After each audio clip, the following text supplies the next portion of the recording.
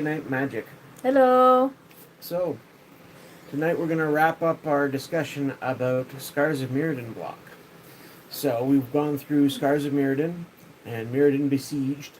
Now we're on to the third and final set, New Phyrexia. So, this is where the challenge of Mirrodin, the contest that's been raging across the plane, gets decided and wrapped up basically in which way it's going to go in the last chapter here. And it's a dark turn for the Mirrodins, unfortunately.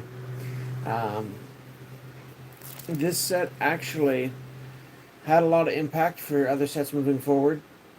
The Phyrexians have been a recurring enemy.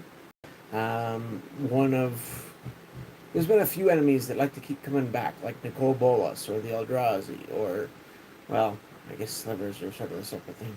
But the Phyrexians are definitely one of them.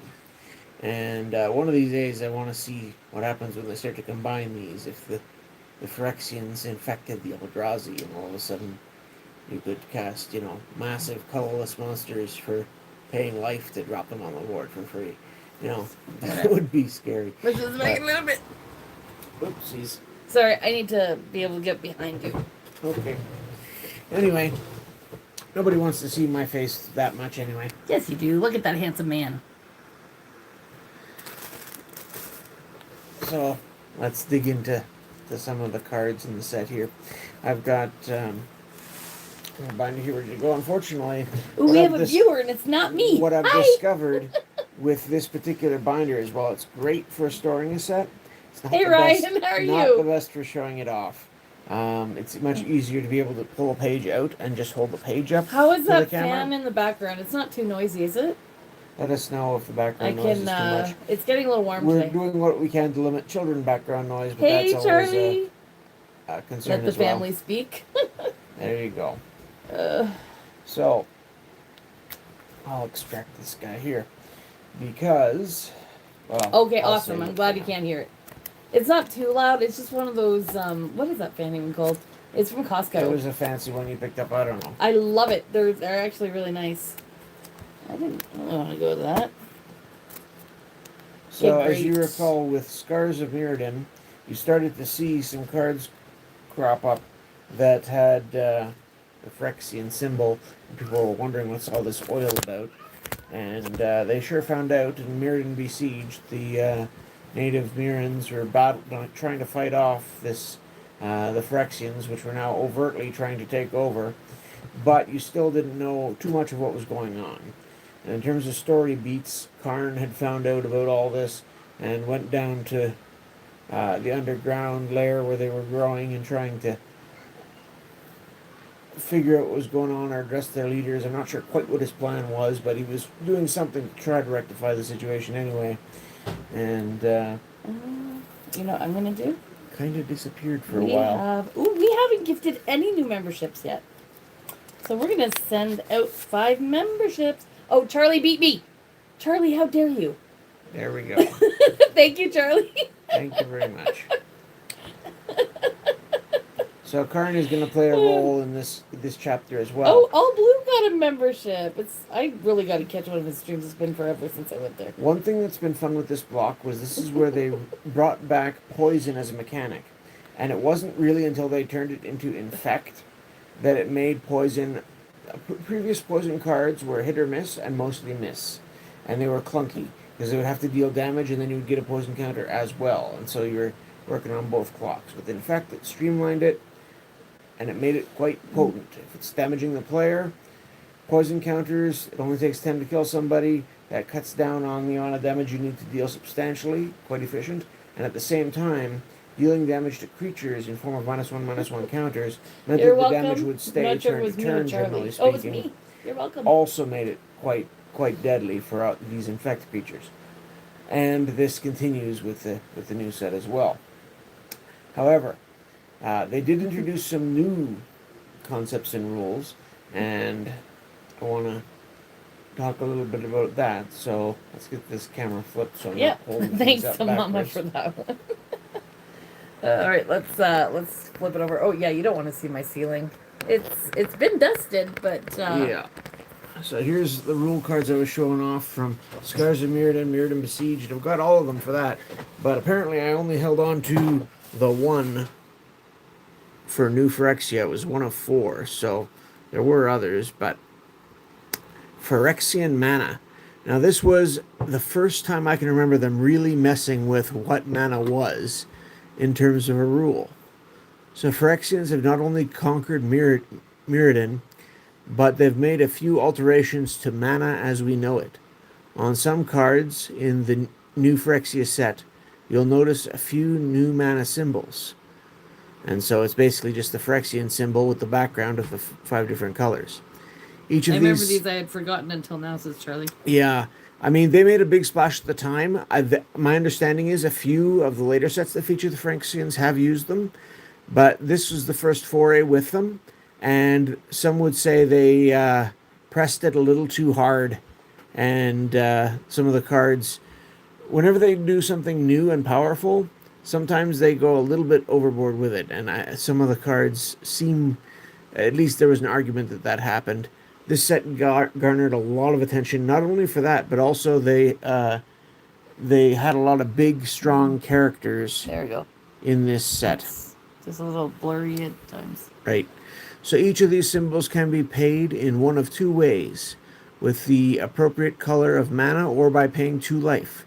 For example, a card that costs 4 and 2 green Phyrexian mana you could just pay 6 with 2 green, like normal, or you could pay 5 with 1 green and 2 life, or you could just pay the 4 and 4 life.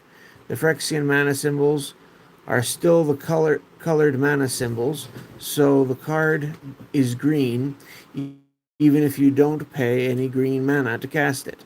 The Phyrexians don't mind these cards being played in off-color decks as long as you don't mind paying some life for the opportunity. So another thing, like if you're going to counter a spell with Spell Blast or something like that, it is still, whether you are paying it with life or mana, it still is a mana as far as counting the casting cost of the thing. So whether you're paying with 6 mana, 5 mana, or 4 mana, the converted mana cost for a Spell Blast would still be 6. Little nuances like that do come up. And usually the ones that got the most attention were the ones that were the cheapest. Because, you know, they were easiest to splash or throw out for free or close to free or whatever. Children were stealing. Of course they were. Especially candy. That's always very tempting. Yeah, the kids got into our room and found the Smarties. Right. Here's the last of Mirrodin Besieged. And then we had the sword I mentioned last time, Sword of Feast or Famine. And by this point it was clear that they were going to do the set, so we're going to get the 5th enemy-colored sword of Thomas, can you let the dog in? this and that. The red and white one is going to be in New Phyrexia, and it was highly anticipated. Unfortunately, it didn't quite live up to the reputation of some of its predecessors. Still, an interesting one to look at. Now, before this, card number 1, we have Karn Liberated. This is the first time Karn got a Planeswalker card. Before this, the only other portrayal of Karn had been from Urza's Saga, as I recall, Karn's Silver Golem. And this is, again, Karn was still definitely pacifistic, so whenever he blocks or becomes blocked, it gets -4/+4 until end of turn. Pretty tough character, but yeah, it is what it is. But the ability to turn non-creature artifacts into an artifact creature with power and toughness each equal to its casting cost. Again, sort of the animating of artifact theme plays into his role as the creator of the Mirrodin plane. And then, let's just get this out of the way. We had Karn Liberated. So he did eventually extricate himself, or got himself out of the core and having to deal with all the nonsense that was going on down there with the various praetors of the different factions of the Phyrexians, which will go on to be great influence in later stories. So at the time, this was a very powerful planeswalker. last year, they released another 7-cost Planeswalker in Ugin, Eye of the Storm, who puts him to absolute shame now. I probably should have pulled out a copy to compare with, but at the time, this was incredibly powerful. 6 loyalty, plus 4 for the ability. Target player exiles a card from his or her hand. So you could do that to yourself if you're planning on getting to the ultimate, or just as a disruption on your opponent if you're not. Let's see. And then you could do -3, which starting at 6, you could even pull off twice if he doesn't take a hit on 2 turns. But usually you want to keep him alive, so you might alternate a bit if you want to be using that more often. Exile target permanent. Just straight up exiling any permanent in play is a very strong removal ability. Can quasi-protect itself depending on what attacking threats are out there. Could still run into trouble against hasty things, but there we go. And then if you can get him up to 14 or more, the -14 super ability is restart the game, leaving in exile all non-aura permanent cards exiled with Karn liberated. Then put those cards onto the battlefield under your control. So, yeah, restart the game with a bunch of stuff in play is usually gives you a pretty stern advantage. Just being able to threaten that, and it only takes him 2+4s to get within range of that, unless they do something to stop him. I've always liked Karn as a character. I thought this was a solid. Card a lot, says Ryan. Yeah, honestly, again, being colorless, you could go in all kinds of decks. Usually 7 is pretty expensive, so you need some way to ramp into it. But it's certainly a threat when it hits the board. Next card is Apostle's Blessing, and this is our first of the Phyrexian mana cards. So an instant for 2, 1 white, and a Phyrexian mana. So you could cast this for a colorless and 2 life, or for a white and a colorless. Target artifact or creature you control gains protection from artifacts or from the color of your choice until end of turn. So protection from something can prevent a bunch of damage to it and keep it alive. It can make it unblockable to things of that color. You can do a lot with protection, especially when it can show up at instant speed and is a protection of your choice. So this did see some play among people I know. It is fairly defensive though, because you do need a creature to. I guess you could protect an artifact too, but yeah, it is a defensive spell, and so those are not always the most popular with people, but it's not a bad one by any means. You can be tricky with it. Now, Auroch Survivors. Here's our first actual Mirrodin spell. You'll notice the Planeswalker, Karn, like all the Planeswalkers we've seen in this block, doesn't have the affiliation symbol. And it's not technically Mirrodin or Phyrexian, although they tend to favor one side or the other in the story. But because they're Planeswalkers, they're not bound to either side. They can always vamoose to a different plane if need be. My friend made a protection deck. I could protect up to 4 colors, and there are a few ways to add protections, and either of protection of choice or specific colors or color of choice. And protection can be a very strong ability if you can share it around in particular ways. Anyway, a 4/6 for 6. And Auroch Survivors enters the battlefield. You may return target equipment card from your graveyard to the battlefield. If you do, you may attach it to Auroch Survivors. So just getting equipment back on board and equipped right away, that can be a pretty strong effect, but of course you're paying for it with a 6 cost.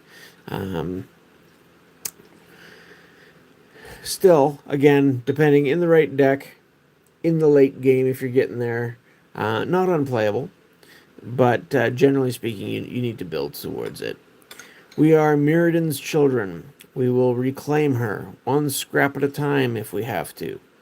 Still, survivors were fighting on as best they could. But by this point, things had definitely turned against them. And we'll see as we go here what their prospects moving forward are going to be. Then we've got the first of the splicers. Here's a blade splicer. So, this one was quite popular, as I recall. A 1/1 for 3 is not great. However, when it enters the battlefield, put a 3/3 colorless golem artifact creature token onto the battlefield.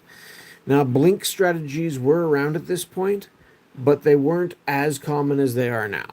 And so this would be handy. And then also, golem creatures you control have first strike. So that you get a 1/1 and a 3/3 first strike just with this and nothing else on the board. And if you can blink this a couple times, either to save it or just for the enters the battlefield effect, each time you do, you get another 3/3 golem. So, quite handy. I traded Karn Liberated for a Jace Planeswalker I still have. Yeah, there's been some good Jaces over the years, too. Again, power creep is a thing, and I remember when Jace the Mind Sculptor was really, really good, and very, very popular and quite expensive. And people would run Jace Braylon from Lorwyn, the original one, which was before Mythic Rares existed, so there were more copies of it around, seemingly. It was a little cheaper, too. People would run Jace Braylon just to impede their opponent from playing other versions of Jace, namely the Mind Sculptor. Cathedral Membrane. So here's an artifact creature wall. And again, wall at this point is separate from defender. They introduced a separate keyword in place of just walls not being able to attack. And it's again a Phyrexian mana thing, so you could pay with 1 mana and 2 life, or 1 and a white. And a 0/3, when Cathedral Membrane is put into a graveyard from the battlefield during combat, it deals 6 damage to each creature it blocked this combat. So, it doesn't do anything if it's blocking small things, but if something big comes around and wrecks it and actually takes it out, it does get a spiteful 6 damage in return, generally. Not the worst wall out there, but again, I know a lot of people who just avoided all walls like the plague. Next, we have our first Chancellor. There's a Chancellor in each color. This is Chancellor of the Annex. I think they all cost like 6 or 7. They're pretty expensive. Maybe there's one that costs 8. We'll see. It's been a while. 5/6 flyer for your 7 mana, an angel. And whenever an opponent casts a spell, counter it unless that player pays an extra 1. So it makes them have to keep an extra mana up to pay for each of their spells or they get countered. That's annoying in itself. But like all the Chancellors, they have a you may reveal this card from your opening hand ability. And so if you get stuck with a massive casting cost in your opening hand that you're not going to be able to use anytime soon, at least it's got, an extra little effect for each of these. And this one's is, if you do, when each opponent casts his or her first spell of the game, counter that spell unless that player pays 1. So they're going to have to pay an extra 1 for their first things. So again, if this was in your opening hand, you reveal it, and they're 1-drop, they're not going to be able to play on turn 1, which is going to set them back, basically almost the equivalent of a whole turn's development for the first few turns, which can be quite nice. But again, you're still stuck with a massive body in your opening hand. Then we've got Dispatch. Now, the famous Swords to Plowshare is always the squishing each other in the toy chest. Right, always the point of comparison for Hello, 1 Alice. mana removal. And this is 1 white instant tap target creature. Pretty mediocre. However, Metalcraft, if you control 3 or more artifacts, you just exile that creature from 1 white straight up. No other downside, you just need to have 3 artifacts on the board to activate that mode. Yeah. This, I heard the new one that came out in Secrets of Strixhaven, which is a sorcery speed, I believe, and just destroys a creature or planeswalker. We're doing okay. The kids are fighting sleep and People fighting are each other. all over that, and this definitely takes a bit of more setup, but that is a downside, and it's a very real downside. But I wouldn't in an artifact heavy deck, and there are a few of those around, even in white. It's definitely worth your consideration, I would say. Vesner wondered if it could be still called a teleportation spell if the destination is Oblivion.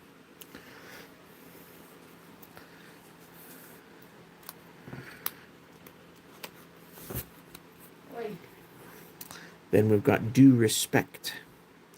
So here you've got a very imposing figure who will be a big player, not only in this set, but going forward for the Phyrexians for some time. Hey, Lori. Papa is telling us the history of the set while showing us the cards from it. Yeah. 2-cost instant permanents enter the battlefield tapped this turn and draw a card. So this will gum up your opponent a little bit again and replace itself. A display of humility is required of those who still possess such frailties. Elish Norn Grand Cenobite. And yes, that's Elish Norn right there. Speaking of whom, that's our next card. And these Praetors definitely garnered some attention. Some of them more than others, but Elish Norn was one of the ones that was generally thought to be quite strong. 7 cost is significant. Legendary creature Praetor. There are the 5 Praetors, 1 for each color. Vigilance for a 4/7. And other creatures you control get +2/+2. Nice buff to your side, and at the same time, creatures your opponents control get -2/-2. So that just wipes out any small creatures your opponent has on the board, and anything mid-sized or large gets shrunk significantly. When this hits the board, it can really shake things up. No question asked. The Gitaxians whisper among themselves of other worlds. If they exist, we must bring Phyrexia's magnificence to them. And, spoiler alert for anyone who's, not followed the last decade and a half between, this was printed in 2011 and now. The Phyrexians did that. They found a way to reach out to other planes and try and spread their magnificence. I think those two are just...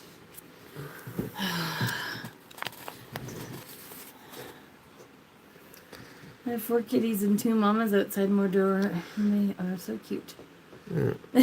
Next, we've got an exclusion ritual, an enchantment. Your desires have become... I like it. I need that card, says Alice. Our discretion.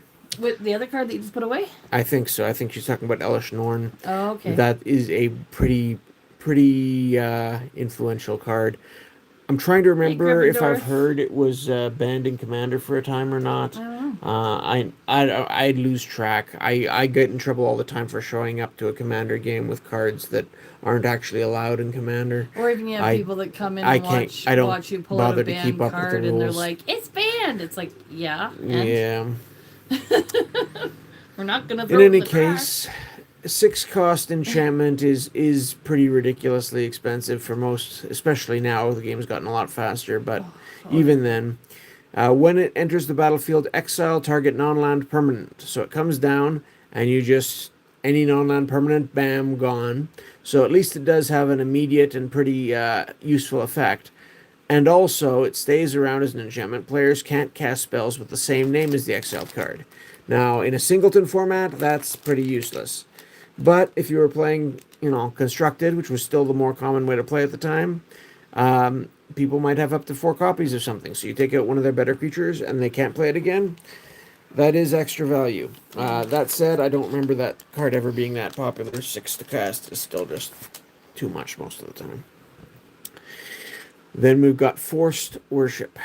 This reminds me a little bit of the scene in X-Men Apocalypse or Age of Apocalypse or whatever it was, where the Apocalypse character could put people in walls. Oh. That was, yeah. Anyway. Enchantment for a white and 1. Enchant creature. Enchant creature can't attack. And you can pay 3 to return force worship to its owner's hand. So if something that's a bigger threat comes out, you can swap it over to the other one. Imprisonment teaches revenge. Hobbling teaches resignation. They've been frozen in carbonate. Yeah, almost. Except they're still conscious. Poor Han was at least, not conscious of his situation while he was frozen, shall we say. Then we've got the Inquisitor Exarch. 2 white for a 2/2.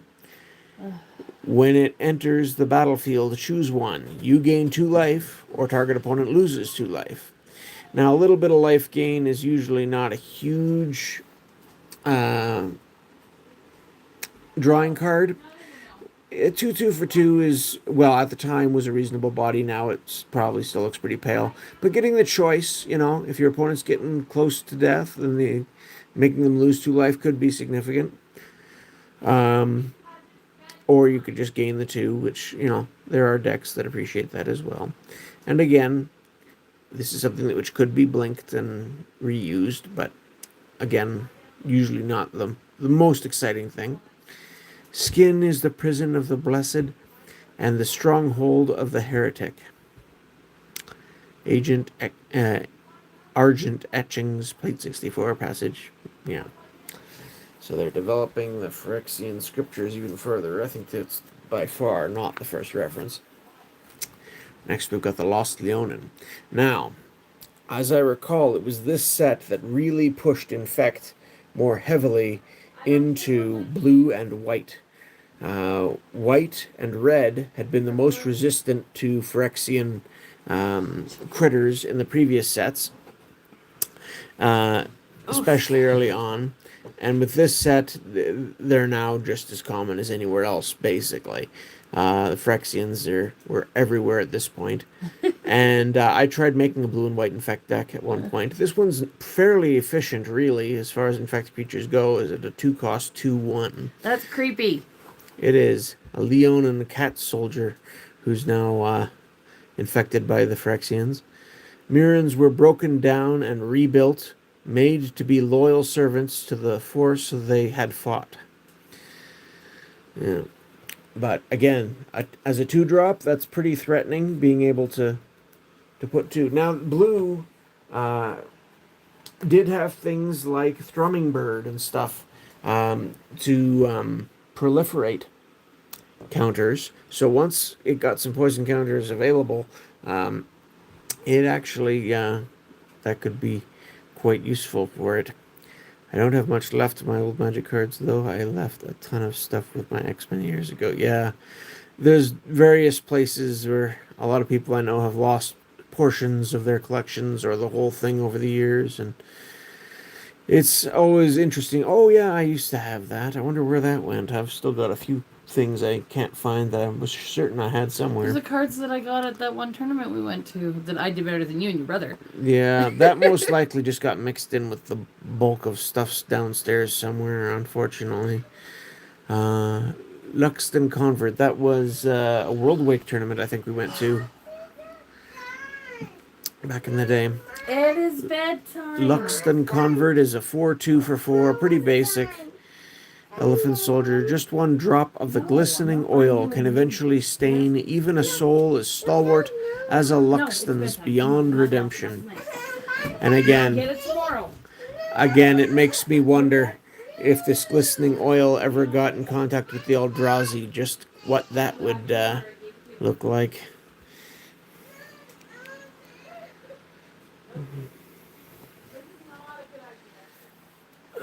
And then we're on to our first potentially free spell of the new ones. I think each color had at least one of these with the Phyrexian mana. Something that just costs 1 Phyrexian mana. You can just pay with 2 life, no matter what you've got going on with any mana or none. So that's potentially handy to be able to have spells that you can cast without mana. Mana Shards deals 1 damage to each attacking creature. So again, if you're dealing with a swarm of 1/1s or the like, This can be a very efficient card, or just to give some extra damage to help your blockers out, whatever. It's certainly not... it's a bit situational, but it's far from useless. You can almost always find something to do with it. That was Brinley. Yes. They're building forts in the bedroom on top of the little table, and she was going to sleep on the bench that could roll onto the fort on the table. Of course she was. It's light for long hours here this time of year, and it's hard to get the kids to settle. Let's just put it that way. Yeah. We are a single entity. Dissenters must be sutured into the orthodoxy. That sounds, pleasant. I don't think I remember having as adventurous little daredevils as those two. Yeah. Like Lucas, he was a little bit more, risky, but he was cautious. And here's another splicer. This one cost one more than the blade splicer did.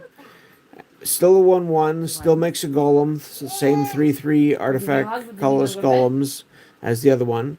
But instead of giving first strike, this one golem creatures you control get +1/+1. So essentially for your 4, you're getting with this as a baseline a 4/4. Oh my word! Now plus your 1/1, and again with the blinking possibilities and all that.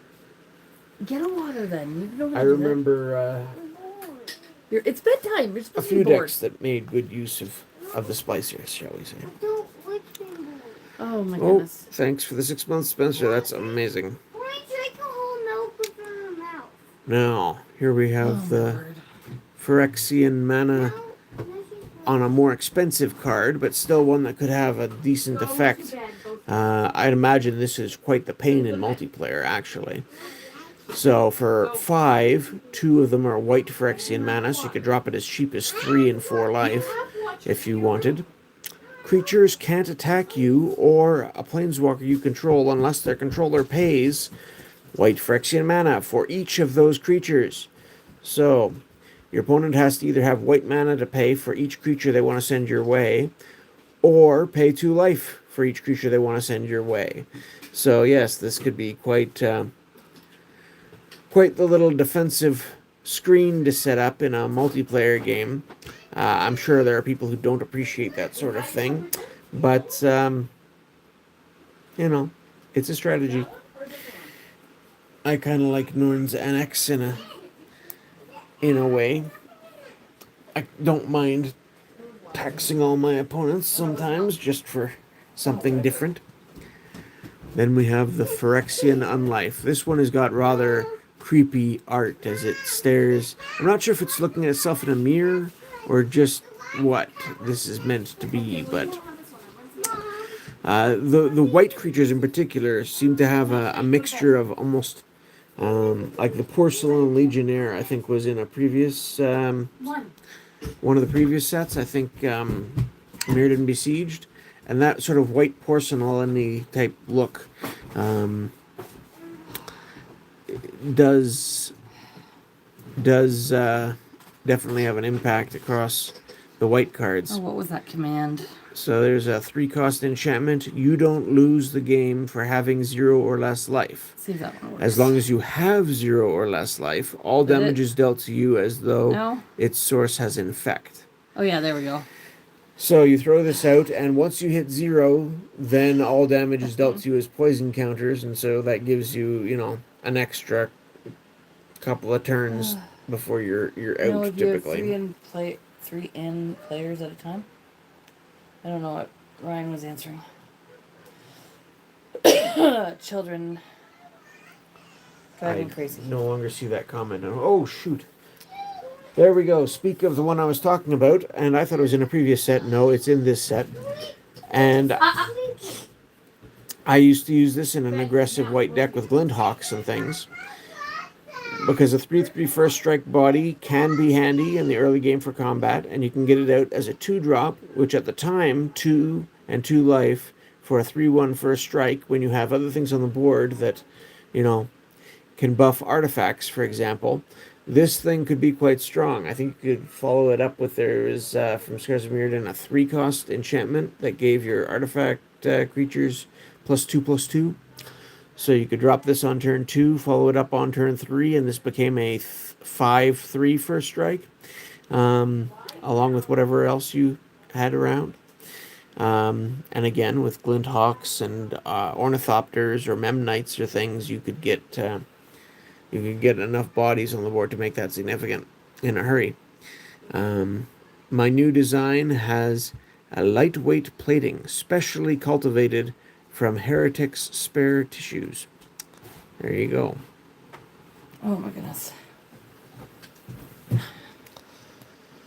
Oh man, we need to find a more stable camera setup because this thing's shaking anytime one of us moves.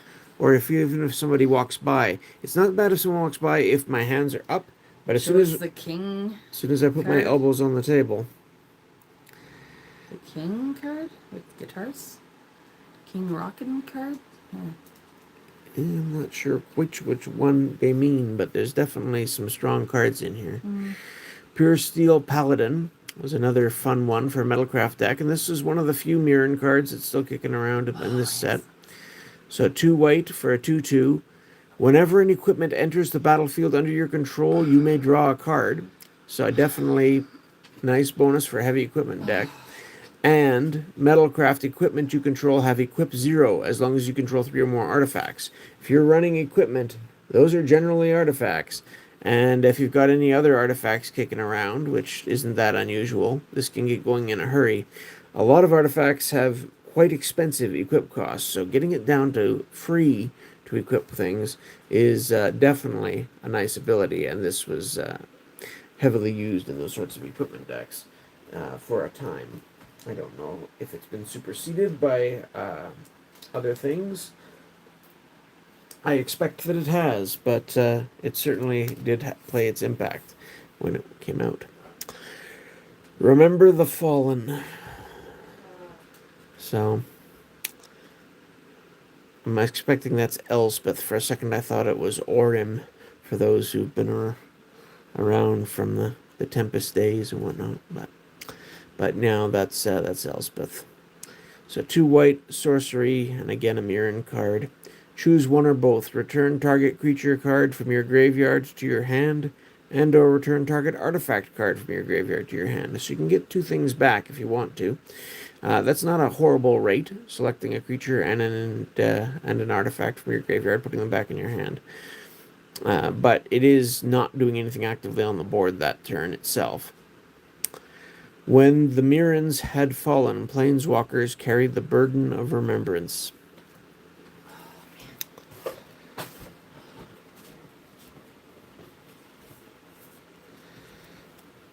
Yeah, the flavor of this set is rather grim. And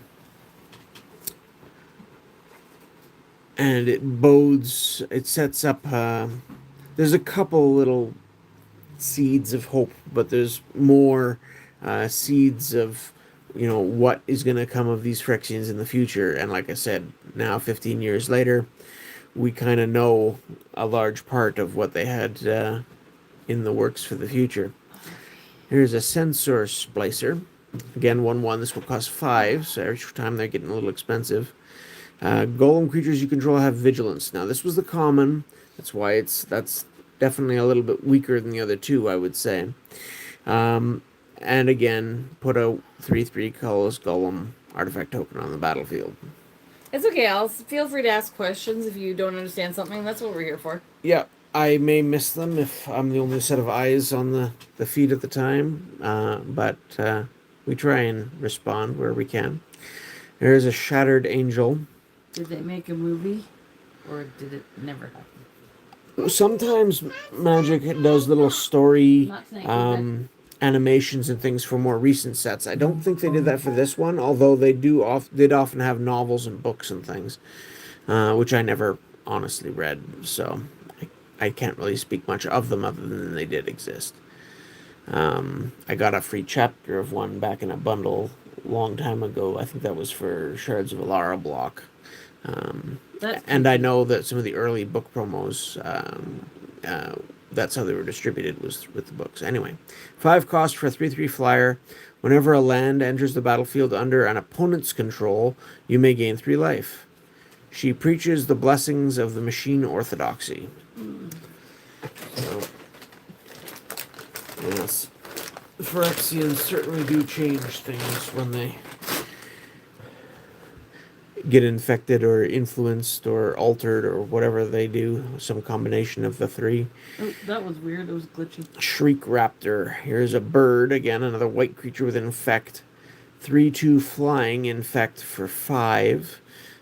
Infect is a potent form of damage dealing, so this isn't as small for its cost as you might at first think, but it's still not the most efficient option. I'd much rather play the Lost Leonin, a 2/1 infect for 2, than a 2/3 flying infect for 5 most of the time. That's no Glinthawk. The skies have changed for the worse. Ria Ior White Okay, Sun so apparently Partisan. there's no official release date, but there is a film in active development under Hasbro Entertainment and Legendary Entertainment for a movie. For a movie based on what? I don't know. Magic. Okay, but there's lots of storylines in Magic. Suture Priest. I remember this one gaining some attention at the time. A 1/1 for 2. Whenever another creature enters the battlefield under your control, you may gain 1 life. Whenever a creature enters the battlefield under an opponent's control, you may have that player lose 1 life. In fact, flying is nasty. Yes, it certainly can be. That's very true. Use that card all the time, says Charlie. And then we're on to a war report. You're welcome. Any sort of evasion ability with infect is pretty strong, but I'm just saying there's usually cheaper ways you can achieve that than a 5-cost creature. I used to most of my infect decks tended to run cheaper creatures and then ways of pumping them or making them evasive or whatever. War report. You gain life equal to the number of creatures on the battlefield plus the number of artifacts on the battlefield. And this is again a Phyrexian side of the war report. Underling Ethu's 263rd report read simply, "Yes, my lord. Overwhelmingly, my lord." This marked the end of the Mirrodin Phyrexian War.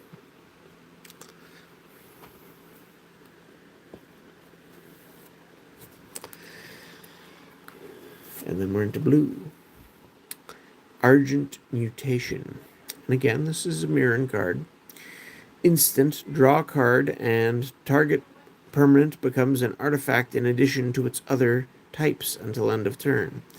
So yes, there were liquid metal coating and other things like this to make things artifacts. There's been a theme going on here. This one's an instant that lets you draw a card. My world is corrupted beyond cleansing. I must prevent this from happening to others.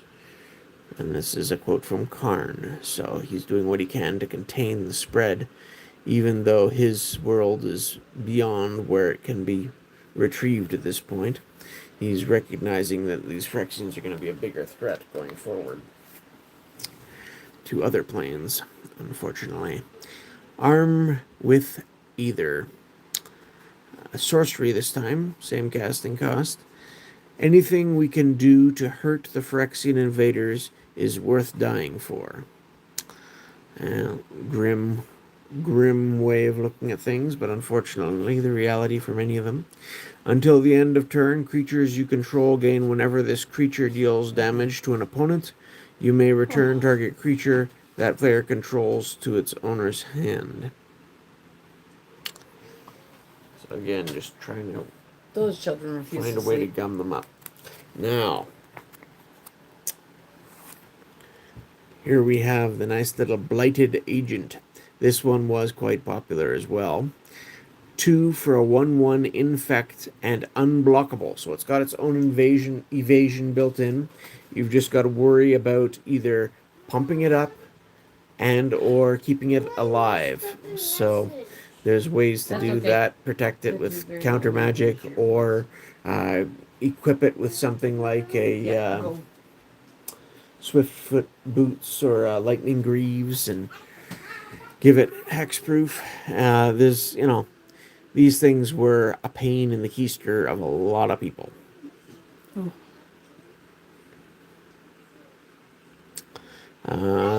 Umbrask may suspect our surveillance, but he cannot stop it. Oh, come on. I just said Toothpick doesn't listen to me. Guys? And I think he listens to me. Well, not right now, because it's his tooth, not yours. But I Yeah. want to listen to the Super Fairy. Okay. We'll see. Yes, Ezra's been losing some teeth, so... Me. Oh, goodness. It doesn't blame me. So why don't you just go... So we on got my a chained little throat seeker. So, Okay? for those of you who recall the old sea serpent from Alpha Beta, this has got very similar stats at first glance. You got a 5/5 for 6, exact same casting cost. This is a horror, not a serpent. And it's also got a restriction on attacking like the sea serpent Go to had. bed. Chained throat seeker can't attack unless defending player is poisoned. Now, with things like that blighted agent around, much cheaper, it's easier to get some sort of poison onto a player. And we'll see other cards in the set that can do it without even having to rely on creatures attacking in to do it. And a 5/5 with Infect, this can finish a player off in 2 swings, even if they didn't have poison counters on them. So this is definitely a fairly threatening one in the right deck. But that said, even though I made blue Infect decks, I don't think I ran this very much. I might have thrown in 1 or 2 copies just to experiment with. But typically, by that point in the game, I was looking to be a little bit more advanced than that, unless I was going for a very control-based build. Then I might try and throw 1 of these in to have as a finisher type thing. Yeah, again, I don't think this was a sea serpent. It's a horror, but the parallels to the sea serpent are there. Do not test me on any of this later. I will not know because these kids have had me going. Then we've got the Chancellor of the Spires. So this is our second Chancellor for blue. Again, this costs 7. You may reveal this card in your opening hand. If you do, at the beginning of the first upkeep, each opponent puts the top 7 cards of his or her library into their graveyard. Now, these days, that might be more of a... That actually looks kind of cool.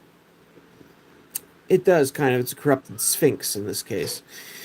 That might be more of a double-edged sword, because there's a lot of things that manipulate the little one? stuff out of the graveyard. Yeah, I know. And it's a 5/7 flyer, and when Chancellor of the Spires enters the battlefield, you may cast target instant or sorcery card from an opponent's graveyard without paying its mana cost. So, this lets you make use of cards in the graveyard. However, like I said, there's a good chance these days they can do that too, so wasn't really a favorite of mine as far as the Chancellors go.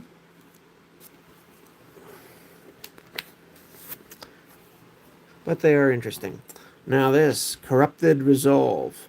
Counter target spell if its controller is poisoned. Is a very efficiently costed counter spell. Same as a Mana Leak or Remove Soul or something. It can counter just target spells, so any type of spell, if you get a poison counter on there. So again, you want a deck that can get poison counters onto them fairly quickly to activate cards like this. It's got the same sort of problem as the Chained Throatseeker does. However, yeah, certainly Go lie down and go to sleep. a rather good spell once it is active. It's just, you gotta get it set up. Flesh is a sickness that infects Phyrexia. I did run those in my blue-white poison control deck. Then Children we've are got... fun. They can be. In more ways than one. Deceiver Extrarch. So here's a 1/4 for 3. And we got... Oh, I should have mentioned... Yeah, the Splicers were not new. There were Splicers in the previous sets as well. I think. Maybe I'm getting that mixed up again. It's been... Anyway. But yeah, this is set definitely is where they took off for sure. Deceiver Exarch. Again, a creature with flash. It's Phyrexian. Deceiver Exarch enters the battlefield. Choose one. Untap target permanent you control, or tap target permanent an opponent controls. So again, you're being tricky. Again, more of these enter the battlefield triggers, which are becoming very common by this point in game development and have continued to be Is that since weird then, as far that as I makes can me tell. think of the Glycipod? I suppose it's got a similar sort of shape to it. The face is not the same. No, I know that, but I'm talking about overall. If the Glycipod was creepy. Yeah, maybe. well, I mean, it is in a different way. And here's another of the fewer and fewer Mirrodin cards that are out there still. Defensive Stance for 1 blue as an enchant creature. The creature gets -1 attack and +1 defense. It isn't for fighting. It's for when the fighting's gone bad. Caravrist. Yeah. Not a great card. I don't remember that being all that sought after in any circumstances. You know what? I think that Now, the next one. Sorry. that needs to be our motto for the channel is embrace the chaos. And it should be a shirt or something like that. Oh, We it ever could make be. one. Now, blue Just go lie down and go to sleep. had 2 cards that could be played completely for free using Phyrexia mana in terms of, mana value, just for 2 life. And this one was a bit of a sleeper. I don't remember before this set came out, people paying much heed to the ability to look at target player's hand. It's always been there ever since Alpha with Urza's Glasses. In Portal 3 Kingdoms, I remember you had the Wu Scout. There was a 1/1 horsemanship for 2 that, when it hit, let you look at their hand. These cards were never overly popular. People recognized that, it was handy to look at the opponent's hand, but unless it was like a 1 black card that let you look at your opponent's hand and take a card out of their hand and make them discard it, usually that effect wasn't actually played much otherwise, but this changed that, or had a role in it anyway. Being able to do it for no mana and drawing a card to replace itself really gave you a lot of information for how to approach your next plays, which especially in blue could be quite handy, but I think even in other colors, because this was, like I said, easily splashable with the alternate way of paying. My flesh holds no secrets, monster. The spirit of Mirrodin will fight on. Yeah. But yeah, the Jataxian Probe, aside from the flavor point, this card did see a lot of play. And really, I think, changed the perception of what that information of knowing what's in your opponent's hand was worth, I think. I don't know. I was going to ask if you know anything to help with the stuffy nose. Not now. No. I don't have much medication. Here's another flyer. We There's got some NyQuil in the cupboard. an Impaler Shrike. So, warped bird that looks kind of like a giant mosquito. 3/1 flying for 4. And when it deals combat damage to a player, you may sacrifice it. If you do, draw 3 cards. This is sort of a twisted version of the old Thieving Magpie type card, Magpie. which was usually a 1/3 or so flyer for 4, that when you attacked and it hit, you could draw a card. Well, this, you can sacrifice it to draw 3 cards instead. And it's just, the stats are reversed, so it generally deals more damage. The magpies like to come and steal peanuts from the Blue Jays. Of course they do. Anyway, interrogation is an unnecessary step for acquiring information. Pretty fragile, but again, an evasive creature, with 3 power can be a threat. Now, this is the most expensive of the Praetors.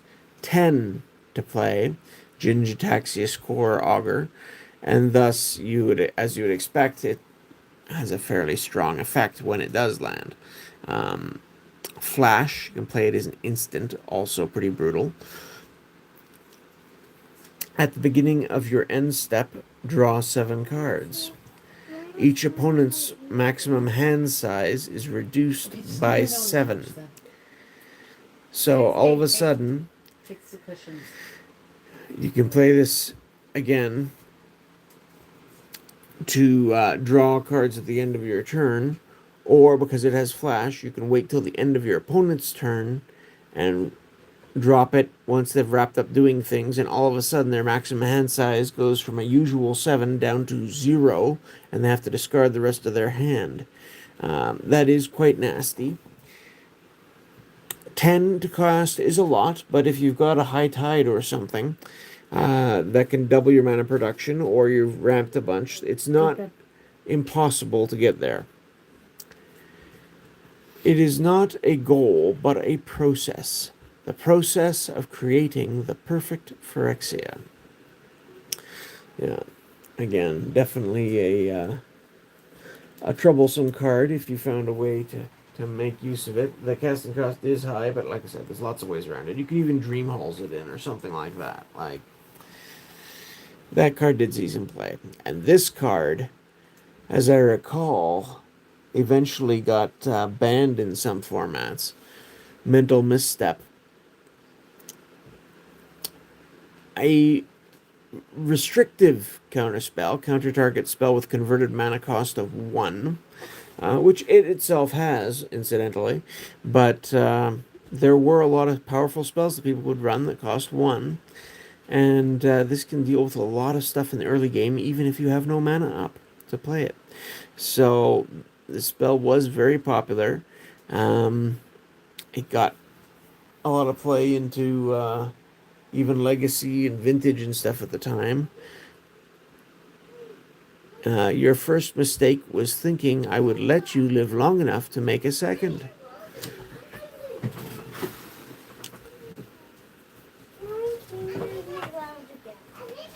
But yeah, Mental Misstep definitely made some waves. That's why I selected it for our thumbnail there. Mind Culling, 5 and 1, so 6 cost. You draw 2 cards, and target opponent discards 2 cards. A little too expensive for what it does, in my opinion. Usually, you get a 3 mana, draw 2 is pretty common, or a 3 mana, opponent discards 2, sometimes with other extra bonuses. Slapping them together doesn't work that well. Sometimes your opponent doesn't have a hand by that point anyway. Why infiltrate their strongholds when what we seek resides in such a poorly guarded safe?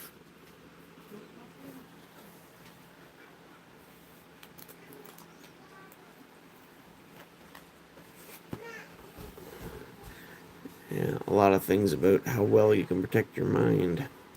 Numbing Dose, 5 cost enchantment.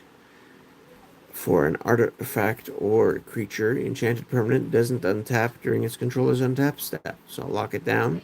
At the beginning of the upkeep of enchanted permanent's controller, that player loses 1 life. So you're paying 5, which is a lot to lock a creature down. I'd usually rather remove it for less. However, it sits there and annoys them and deals them a damage each turn.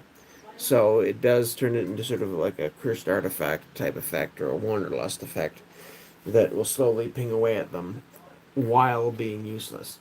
I kind of appreciate that from an old school card design standpoint, even though I don't think it's a great card most of the time. We got the Phyrexian Ingester, 3/3 for 7. And you imprint. When it enters the battlefield, you may exile target non-token creature. And Phyrexian Ingester gets plus X plus Y, where X is the exiled creature card's power and Y is the creature card's toughness. So whatever you imprinted it with, this thing just gets bigger. But again, it's still not gaining abilities. It's just extra stats. So usually for 7 mana, this is a threat that could get removed. It is certainly a scary image for sure.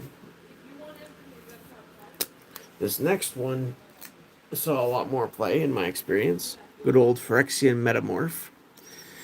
So if you remember the old clone card from back in Alpha that got reprinted again after I think initially it was on the reserve list, but being an uncommon, it got dropped with the uncommons and commons. But yeah, it was printed up till revised, and then was gone for a long time, and then they reprinted it in Onslaught. But Phyrexian Metamorph takes it to a whole new level. Artifact creature shapeshifter. Same casting cost except with a Phyrexian mana for the blue, which means you can cast it for 3 and 2 life instead of the regular. And you can have it enter the battlefield as a copy of any artifact or creature on the battlefield. So not only can you clone a creature, and for a little cheaper potentially, but you can also copy an artifact. Sort of like a sculpting steel, which had existed at this point as well. Except that it's an artifact in addition to its other types. So yeah, but it's this I recall saw a lot of play. If your opponent tricked out a Dark Steel or Blight Steel Colossus, getting your own in response was a perfectly useful thing to do. Many other things too. Again, under the old versions of legendary creature rules, you could clone a legendary creature and they would basically annihilate each other. Lots of useful things you could do with a copying effect. Or just, another copy of a useful creature of yours. Psychic Barrier.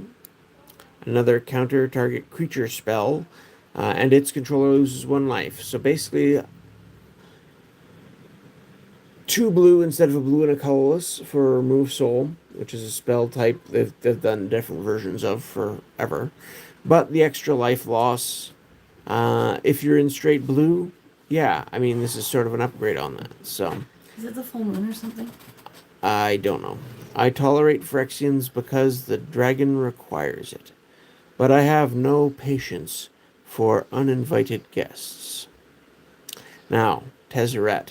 This gets into a whole other thing, because the dragon in question here, Tezzeret, by this point, he wasn't initially in charge of Alara, but by this point, he was working as the agent of Bolas. He was working for Nicole Bolas. And apparently, Nicole Bolas was telling him to tolerate the Phyrexians. So I don't know all the details of that, but I do find it rather intriguing. That he was aware of them and their threat, but didn't seem too bothered to hinder them at this point.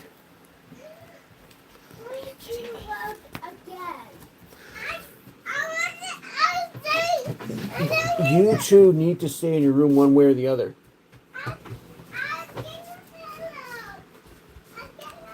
Psychic surgery. Woohoo. Sorry about that. Enchantment for 2. Whenever an opponent shuffles his or her library, you may look at the top 2 cards of that library.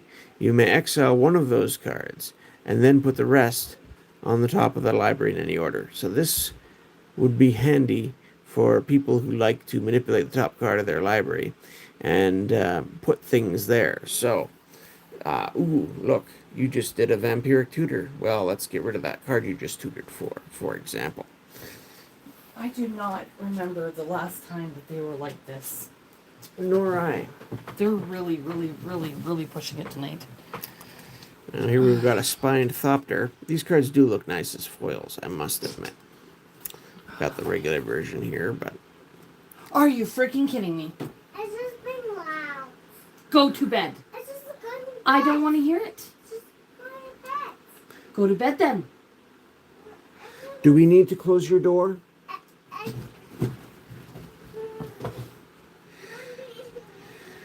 It's a Thopter. It costs 2 and a Phyrexian mana, so either 2 or 3, depending on the situation, and it's a 2/1 flyer. I appreciate the depravity of noble designs turned into devious ends. Tezzeret. So again, he's still watching all this. Now, this is a design that we've seen a couple times in the past, but, you know, very much re-engineered for the look of the plane. It's a 3/3 flying flash, so you could play it as an instant to try and get the drop on somebody. But a 3/3 flyer for 5 is definitely under rate and always has been, right back to Alpha, where your Air Elemental was a 4/4 flyer for 5. Each monitor is given an eye for each spire it is to guard. And if you look closely at this one, you can see the line of eyes there above its mouth. Looks like this one's got 5 on this side of its head.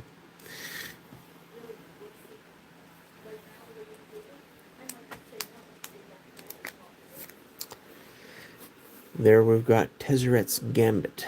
This is another card that I used to use in certain decks where the Proliferate was handy. So 4, but with a Phyrexia mana, so you could play it for 3. Draw 2 cards, then Proliferate. So again, if you've got poison counters kicking around, this helps spread those a little quickly. Or -1/-1 counters. Again, the other side of Infect. 3 mana for drawing 2 cards was the standard rate, and this is flexible in its casting cost to get the Proliferate effect in there. Again, it has to be the right deck, but I did use it at times. Now this one is just a straight up upgrade to Unsummon, which was a popular card back in Alpha at times. Not the strongest card, but 1 mana to send something back to the hand could be quite the little disruptive effect, especially if you're bouncing a creature that costs significantly more than 1. Look, it's getting paranoid. I think I hear little feet now. Yeah, well, that happens after a while. So, return target creature to its owner's hand, and its controller loses 1 life. So you get the extra life loss on top of your already existing card of Remove Soul, basically. Is Charlie laughing at us? That's what the LOL is. It Go ahead, laugh. could well laugh be. away. This set was Somebody it was a whole vibe, and it had some heat to it for sure in terms of cards that made impact and were fairly strong. This creature is inadequate. Send it to the splicers for innovation. Malcator, Executor of Synthesis.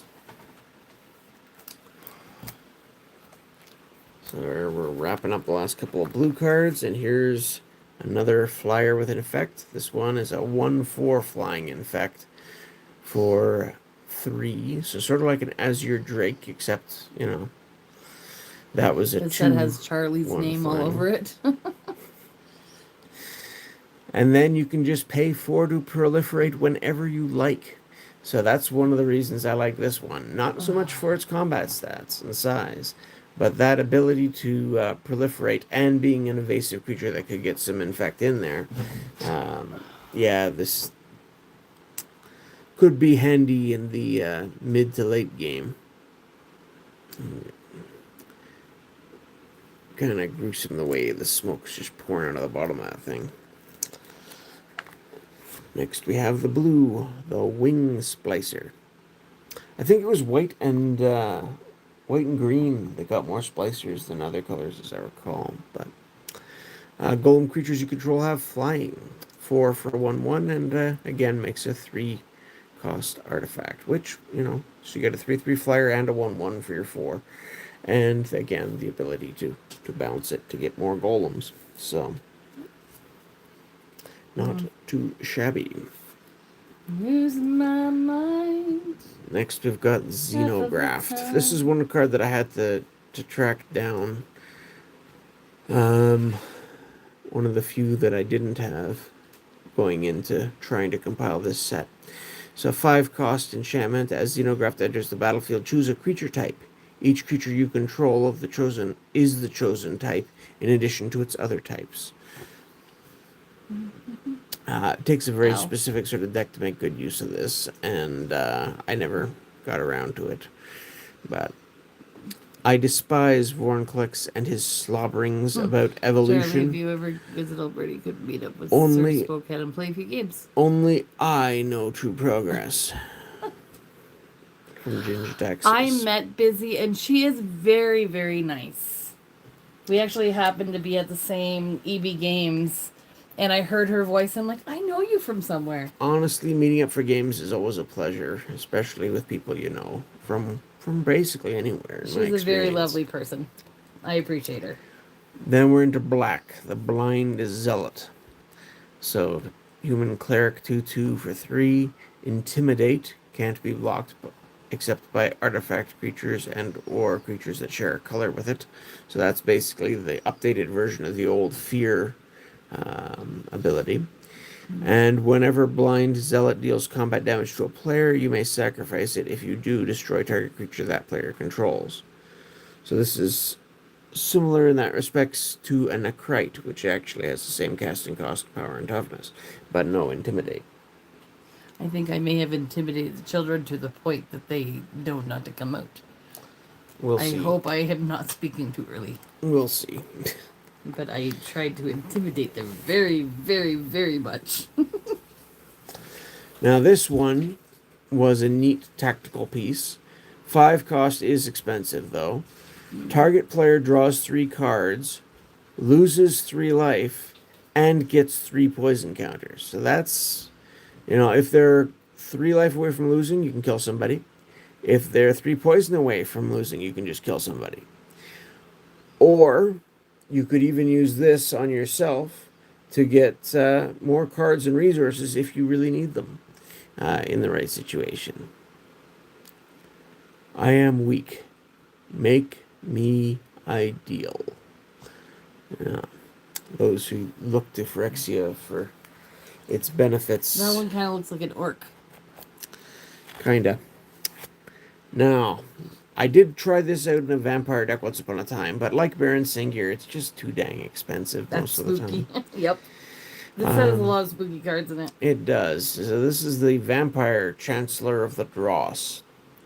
You may reveal this card from your opening hand. If you do, at the beginning of the first upkeep, each opponent loses 3 life. Then you gain life equal to the life lost this way. So again, in a multiplayer deck, say you're playing in a common pot of 4, each of your opponent loses 3 life, you gain 9. Is a nice little life swing to start the game. It ultimately won't mean much unless there's other stuff going on, though. And it's just a 6/6 flying lifelinker. So, nothing too fancy either. It's kind of neat art too, though. Kind of, yeah. The sun in the background behind it.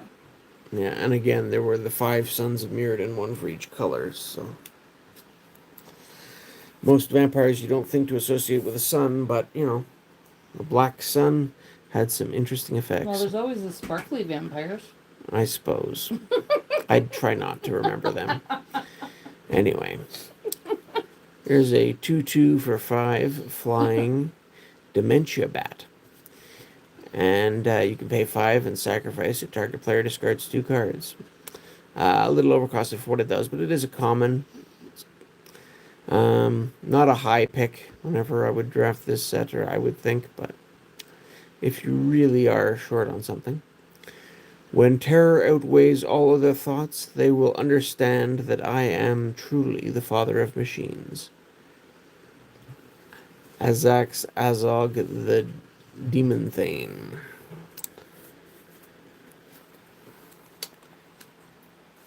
And then we've got Despise. 1 black mana sorcery. Target opponent Hello, reveals Chu. his or her Welcome in. hand. You choose a creature or planeswalker from it. That player discards that card. So again, this was the type of effect. There's lots of different versions of it, whether it was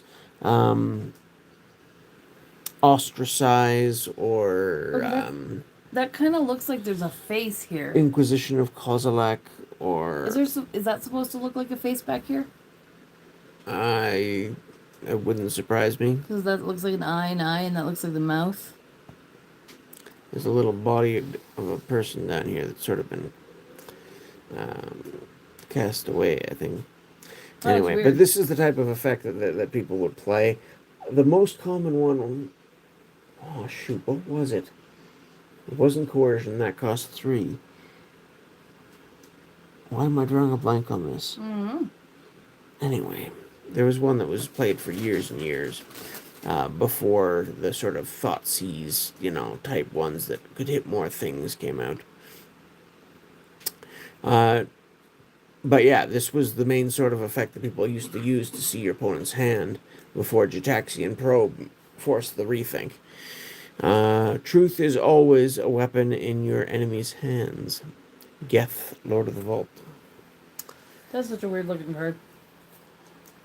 And this one was another one that was very popular for Phyrexian mana.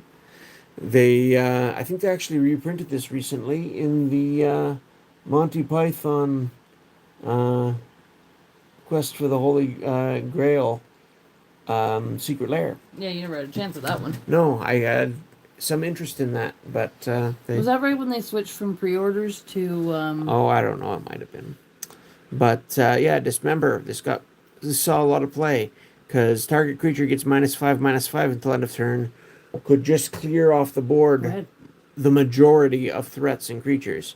It avoids regeneration. It just wipes them out basically. And that's a very flexible casting cost. You can cast it for a single colorless mana if you've got the 4 life to throw into it. Or you could pay 3, or you could pay 2 and 2 life. It's... and even in non-black, you could potentially run this if you really needed removal. That was, for 1 mana, that can be useful. You serve Phyrexia. Your pieces would better serve Phyrexia elsewhere. Oh my goodness. That's so morbid. Uh-huh. Enslave. Speaking of, it's consistent, I suppose. 6 cost, enchantment, enchant creature. This art is kind of cool though. You control enchanted creature. At the beginning of your upkeep, enchanted creature deals 1 damage to its owner. So, you take it, you can beat them with it, and at the same time, they are suffering for the fact that you control it. So, rather nasty, but honestly, paying 6 for this effect, most of the time I'd rather just pay 4 for a control magic. The extra 1 is usually not that big a draw, as they'll find a way to deal with this one way or the other in short order most of the time. Phyrexia extended its command until there was nothing left to take.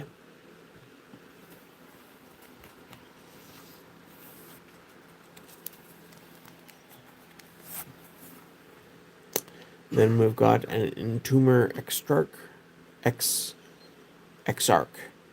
I don't actually say that word much, so I'm not sure quite how Who it's would? pronounced.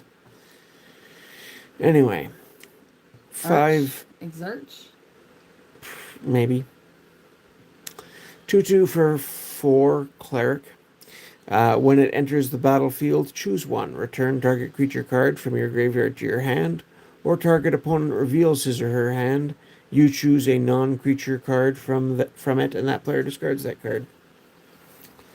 Nice to have options, but the body is not that impressive. Again, potentially more value as you blink it, though. Ooh. Evil Presence. This is a card from Alpha that they reprinted for this set, and it makes perfect sense. 1 black, turn the land into a swamp. This used to be a quite useful card in old zombie decks where Swamp Walk was very common. So this would make them unblockable. Swamp Walk is far less common at this point, but still, you could mess with your opponent's mana base a little bit this way without outright destroying lands. And sometimes that sort of thing still has other benefits as well. Quote from Shieldred, the Whispering One. Our quarters would lament the transformation of their cherished lands if they had lived to see it.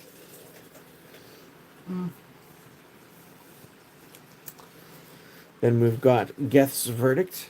Now this is sort of a diabolic edict effect. Target player sacrifices a creature and loses 1 life. So they've done a similar thing with what they've done with some of the others. Diabolic edict cost 1 black and a colorless for an instant that did this same sort of thing but without the life loss. So they've just made it straight up 2 black and the extra life loss thrown in for good measure. Everyone should owe you something.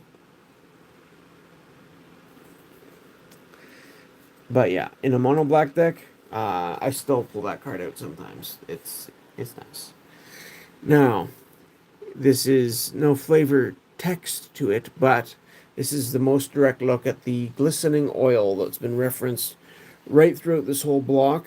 And I don't remember, like, again, on Gateway to Phyrexia, it talked about, the grease flying around as you enter Phyrexia. I don't think that time they had the same concept of the oil that causes the Phyrexis and all this transformations and all this stuff, and the controlling sort of hive mind nature and all the things that went into it back then. But here's a look at the oil. So 2 black, enchant creature. Enchanted creature has infect. At the beginning of your upkeep, put a -1/-1 counter on enchanted creature.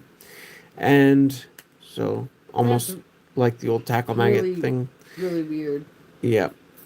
And when glistening oil is put into a graveyard from the battlefield, return it to its owner's hand. So it'll slowly poison and kill the creature, giving it this other infectability, and then when it dies, it comes back. And so interesting.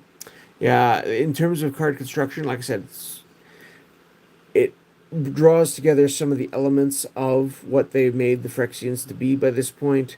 The card has a very, creeping, repetitive effect similar to the old Tackle Maggot card, which I always used to love, even though it stunk because it cost 4 and it was -0, -1 counters that it would put on the creature. But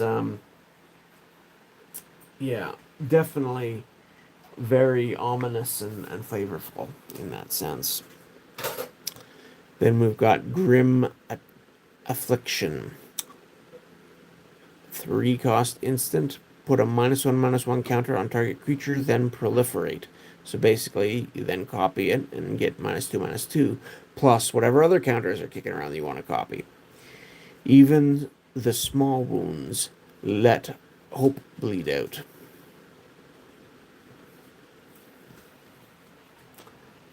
So yeah, you get hit by one of these Phyrexians, your outlook was not good. Ichor Explosion, another grim one. 7 cost, sorcery. As an additional cost to cast Ichor Explosion, sacrifice a creature. All creatures get -X/-X until end of turn, where X is the sacrificed creature's power. So, just basically a board wipe, but you had to have a creature to feed into it that's, bigger than most other things. That, then goes pow and takes everything smaller than itself out with it, or the same size. The first explosion that didn't excite the goblins.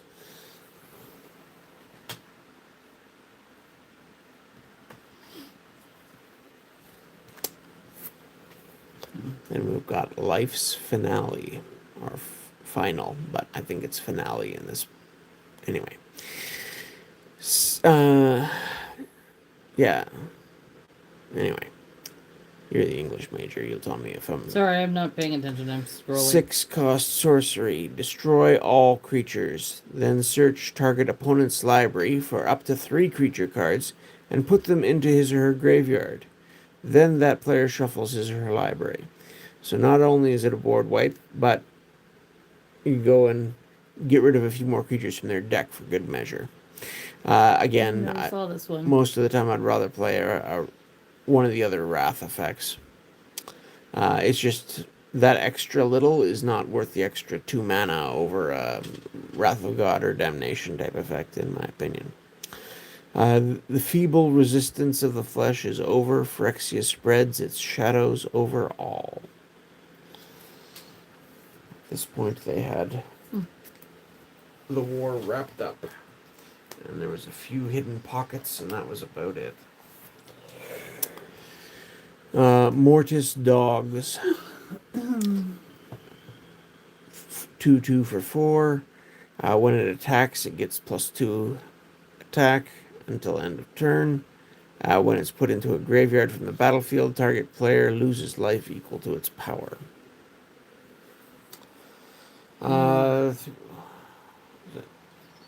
The first thing that comes to mind for comparison for this to me is Merc Dwellers, but that's not really a great comparison, and that extra death effect certainly elevates it above that. But it's a common. It's, not the most exciting card. Parasitic Implant. There's a mirror there that's been added on to. 4-cost enchantment. At the beginning of your upkeep, enchanted creature's controller sacrifices it, and you put a 1/1 colorless mirror artifact creature token onto the battlefield. So yeah, you slap this down for 4 and have to wait till the start of your next turn for it to kill the creature, and you get your mirror. Not the most effective way of removing a creature. It gives you a 1/1 as a little extra value, but,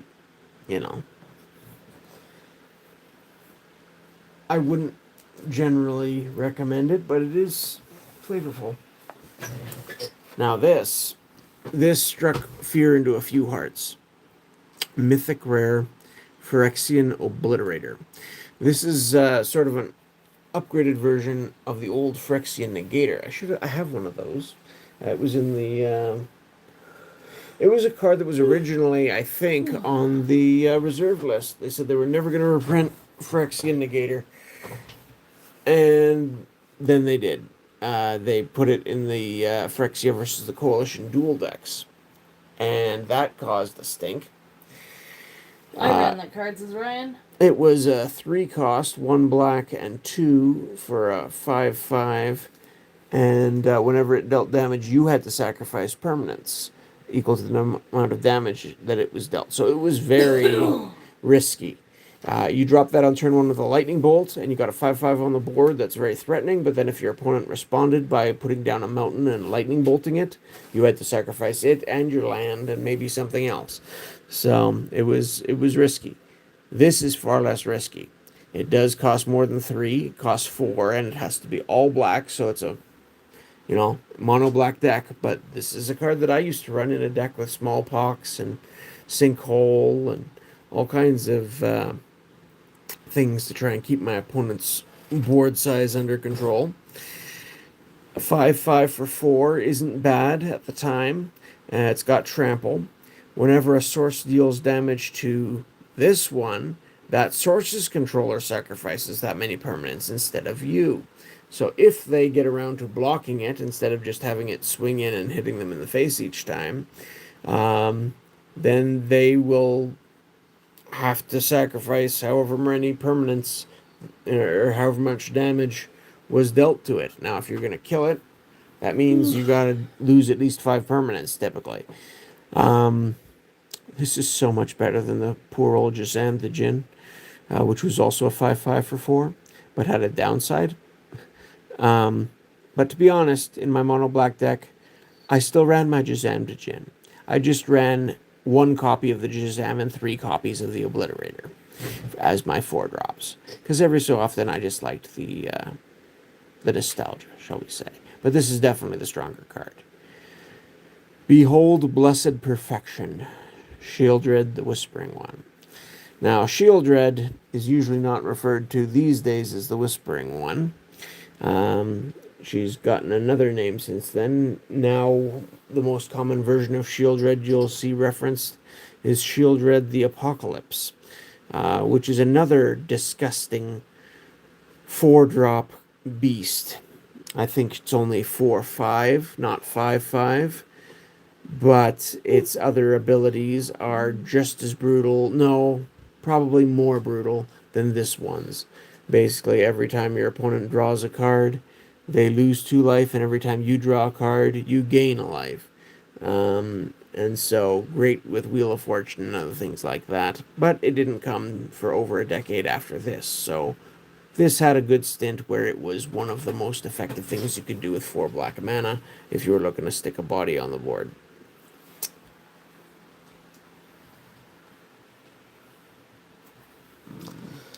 Now, we got a foil pith driller. Woohoo. This little stinker is an artifact creature with black Phyrexian mana.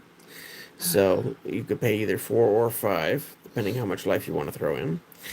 For a 2/4, and when it enters the battlefield, put a -1/-1 counter on target creature.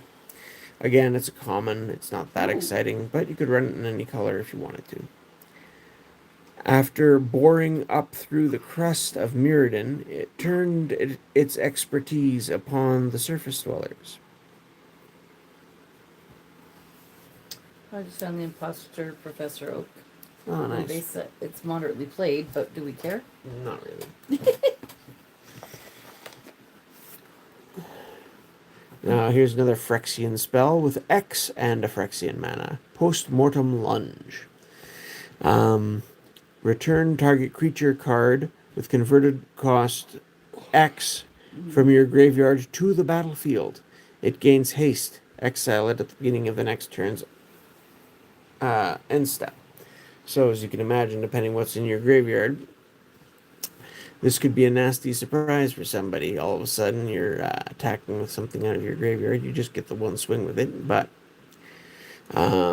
fairly adaptable casting cost, depending on what you're playing. Not unheard of to run into this, although it wasn't a favorite with my playgroup, generally speaking. And here's another Shieldred reference. Here's the Praetor's Grasp. Another rather dark image there, even as a foil. 3 cost, sorcery.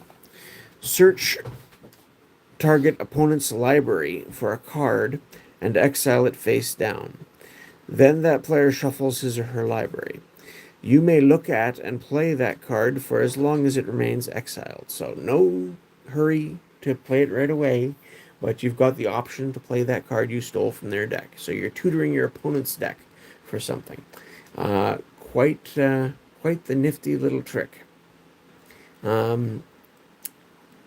Again, most players, you can find an artifact or a land or something that you could use.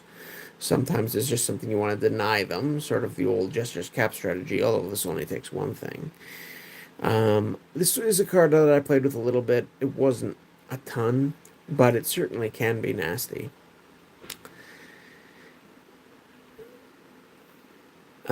And again, depending on your deck, you might not have all the colors available, so your options might be a little limited if you actually want to play it. Shieldred weaves every thread of information into a noose to hang her enemies.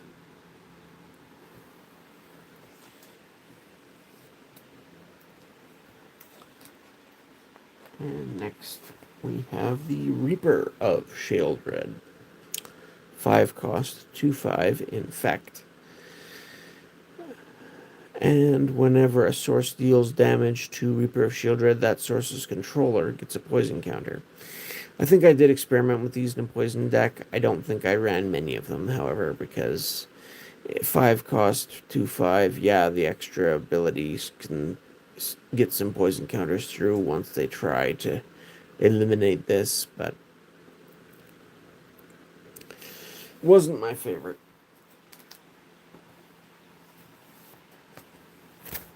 And here is Shieldred herself at this stage. Like I said, I think they made a far more dangerous version of Shieldred.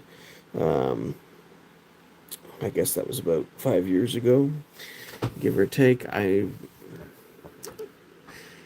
But this one, Shield Red, the Whispering One, 7 cost 6/6, so a bit bigger than the current 4/5 version, but definitely more expensive at 7 instead of 4. Swamp Walk, so that was still around. At the beginning of your upkeep, return target creature card from your graveyard to the battlefield. At the beginning of each opponent's upkeep, that player sacrifices a creature. So, making them sacrifice a creature each turn, and you getting a creature back from your graveyard each turn could sure add up if this was allowed to stay on the board for any amount of time as well. But another awesome card. That was a fun one. Yeah, and I'm sure it still sees some niche play from time to time because yeah, it can certainly be a powerful effect. I just think it's been a little overshadowed with the newer version of Shield Red since then. But again, certainly a threat, like all the Praetors. Next, Surgical Extraction, black, 1 black Phyrexian mana, so again, potentially for free. Choose target card in a graveyard other than a basic land. Search its owner's graveyard, hand, and library for any number of cards with the same name as that card and exile them. So, if you get rid of one thing, or if your opponent played a lightning bolt against you, you can go get rid of the other 3 from wherever they happen to be. I did see this used on occasion. Again, potentially being free is a nice drawing card as well. Some people like the Pithing Needle thing, and that's a similar sort of idea. Then we've got Toxic Nim, 4/1 infect, and pay 1 black to regenerate.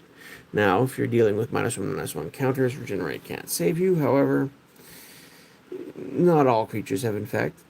This was a common, and thus it costs 6 for your 4/1 regenerating infect creature.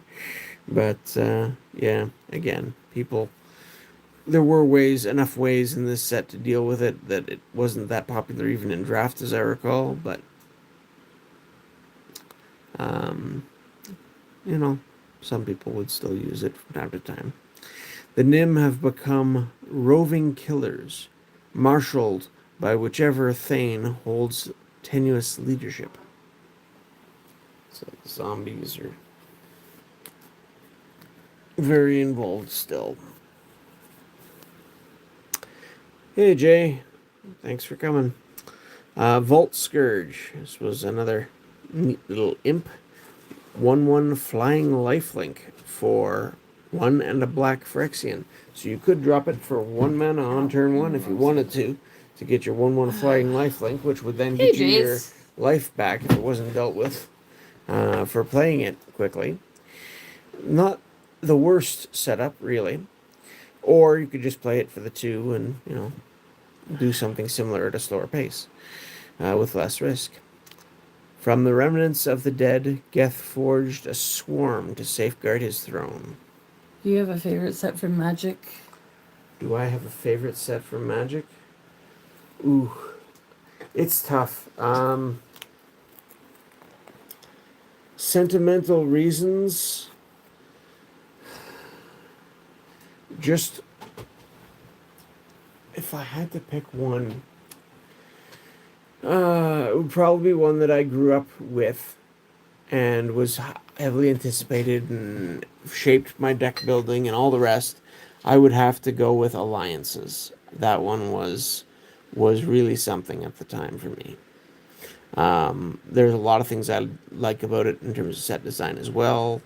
The early block experimental nature, but I'll admit it's not the best set overall, but there was a lot going on there that I really appreciate. Yeah, I mean, probably Spider-Man is not the most popular pick among people I can think of, but if you like the theme, and a lot of people didn't like Ninja Turtles, and I rather appreciated that one. So I thought it all comes down to comes down to what you enjoy and where you were at the time. nostalgic. So everyone's got their favorites, and I'm sure every set is someone's favorite. There were things that I enjoyed about the nostalgia of Spider-Man, but I think there's more things about it that irritated me personally. But there definitely were some strong elements that I can appreciate about it. Now this little guy is a 1/1 flying infect for 3. So again, just on the stats, the what was it called? The previous set is the one I usually used for a black and 1 for a 1/1 flying infect. But this gets the extra ability of when it deals combat damage to a player, you may sacrifice it. If you do, that player discards a card for each poison counter he or she has. So this can empty their hand. So occasionally I would throw in a couple of copies of this just as a way to try to clinch out things a little bit later. But Sorry, we did not get the best sleep last night. overall, I'm on yawning stats, like it's crazy. not as efficient for just poisoning somebody. Oh. Then we've got active aggression. We're into red. 2 red Phyrexian mana and 3 for an instant. Gain control of target creature and opponent controls until end of turn. Untap that creature, it gains haste until end of turn. So, again, red often gets these I'll take your creature and swing at you with it for a turn type effects. My goodness. Artillerize. Sorry, you're making me yawn now. I'm sorry. 4 cost instant. As an additional cost to cast Artillerize, sacrifice an artifact or creature, and it deals 5 damage to target creature or player. So, the extra cost is kind of problematic, but it's not useless.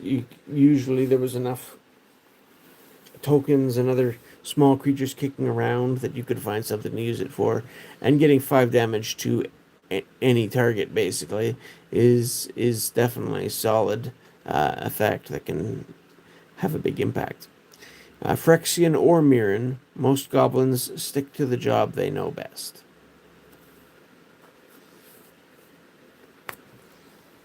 The takeover of Phyrexia meant somewhat less to goblins than it did to some other groups. To say simply. Anyway, Bludgeon Brawl. Enchantment for 3. Each non-token creature, each non-equipment artifact is an equipment with equip X, and equipped creature gets plus X plus 0, where X is that artifact's converted mana cost. So basically everything becomes a beat stick. Flavorful, not that great, and one of the few Mirrodin cards.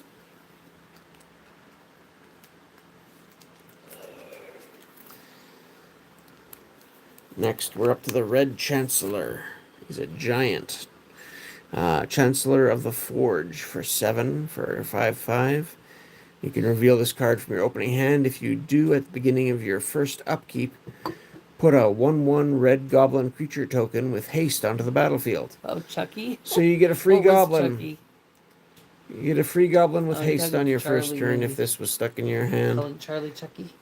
Yeah, it could be. And when Chancellor of the Forge enters the battlefield, put X 1/1 goblin creature tokens with haste onto the battlefield, where X is the number of creatures you control. So late game, if you've already got a bunch of goblins, it makes a bunch more. Even if this is the only thing you put on the board, it counts itself, so you at least get 1 goblin to tag along. It's neat because it gives you a creature for free if it's in your opening hand, but then you got a 7 cost creature stuck in your opening hand. So, and we've got a Fallen Ferromancer. 4 cost 1/1 infect, and you can pay 2 and tap it to have it deal 1 damage to target creature or player. So, when you compare it to an old prodigal sorcerer that cost 3 for a 1/1 that you could just tap to do 1 damage to anything, this you have to pay 2 and tap. But because it has infect, it doesn't matter. It's not restricted to combat damage. any damage it deals comes as either -1/-1 counters to creatures or poison counters to a player. So that does make the Timming effect more potent for sure. So I think it's probably justified. It's just sort of disappointing to actually try and use. I didn't see them used a lot. Then we've got Flameborn Viron. 6 cost, 6/4. This is basically just a color shifted Crawworm into red. Nothing special at all. It's common. It's kind of shocking that that's all this is at this point, because power creep had been going on, believe it or not, since alpha at this point. You see that with a lot of the other critters and stuff. So this was pretty bread and butter. Large or small, all will toil for the great work. I don't know why it The, hid that Robrass. message. Jace, I'm sorry, I hid that message on you. But I'm alive, and yes, she did. Yeah, it is big, but it's not, in terms of gameplay, that special for Wake this up, casting Charlie. cost. It's Oops. looking pretty massive. We've got a Furnace Scamp. It's a beast for 1 red for a 1/1. And when it deals combat damage to a player, you may sacrifice it. If you do, Furnace Scamp deals 3 damage to that player. This is, yeah, not overly impressive. Ow. Born of the Core and dying to stoke it. I mean, it's something to do on your first turn, I suppose. And it's common. I'm so sorry, guys. Then we've got the red, potentially free spell, Gut Shot. Deals 1 damage to target creature or player. So you get 1 damage wherever you want it, potentially without paying mana. But you're paying 2 life to do 1 damage if you're doing it for no mana. So definitely you can find situations to make it worthwhile. But it wasn't as brokenly powerful as some of the others. It still saw a lot of play, though, from what I recall. Down here, we have a more pointed version of the scriptures.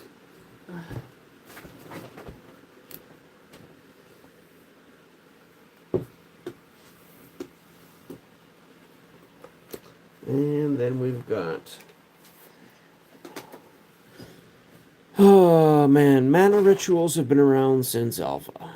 Dark ritual, black used to be the color of mana rituals. Cabal ritual was still a thing later on. And then red only really took over mana rituals. Was it in the first Mirrodin block? Might have been. And this is just sad, because by the time you got 4 red, you can cast a whole lot of other stuff anyway. But you're paying 4 red to get 7 red.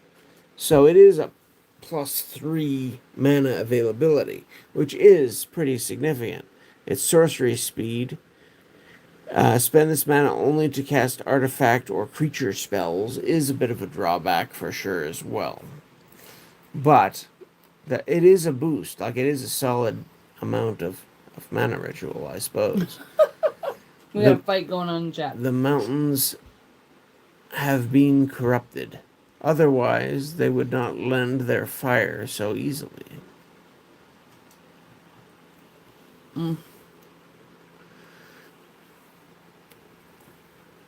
Yeah. This is one of the few mana rituals that didn't make it into my Dragonstorm deck.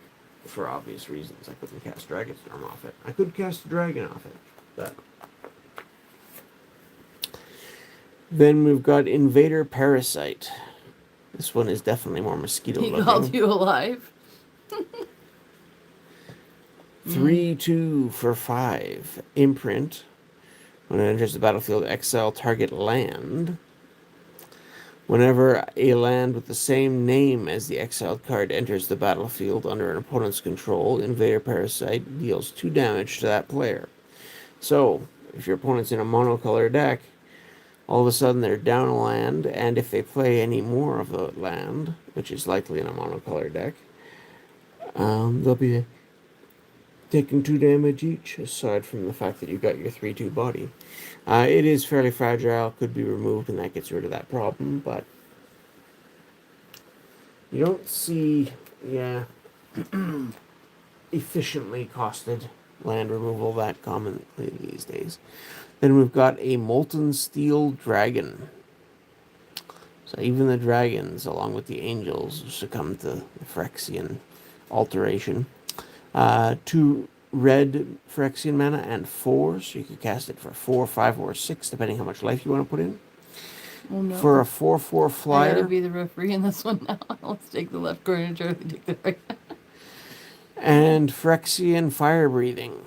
+1/+0 until end of turn for red Phyrexian mana, which, yeah, if you're paying a lot of life into that, you could, but is it going to be worth it in the situation?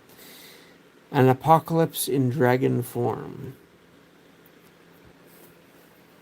Again, the fact that they're artifact creatures, though, artifact creatures are generally, in my experience, a lot easier to remove, because not only can they be controlled like creatures, but most decks that I used to play anyway, and that were in my area, ran some sort of artifact removal fairly commonly.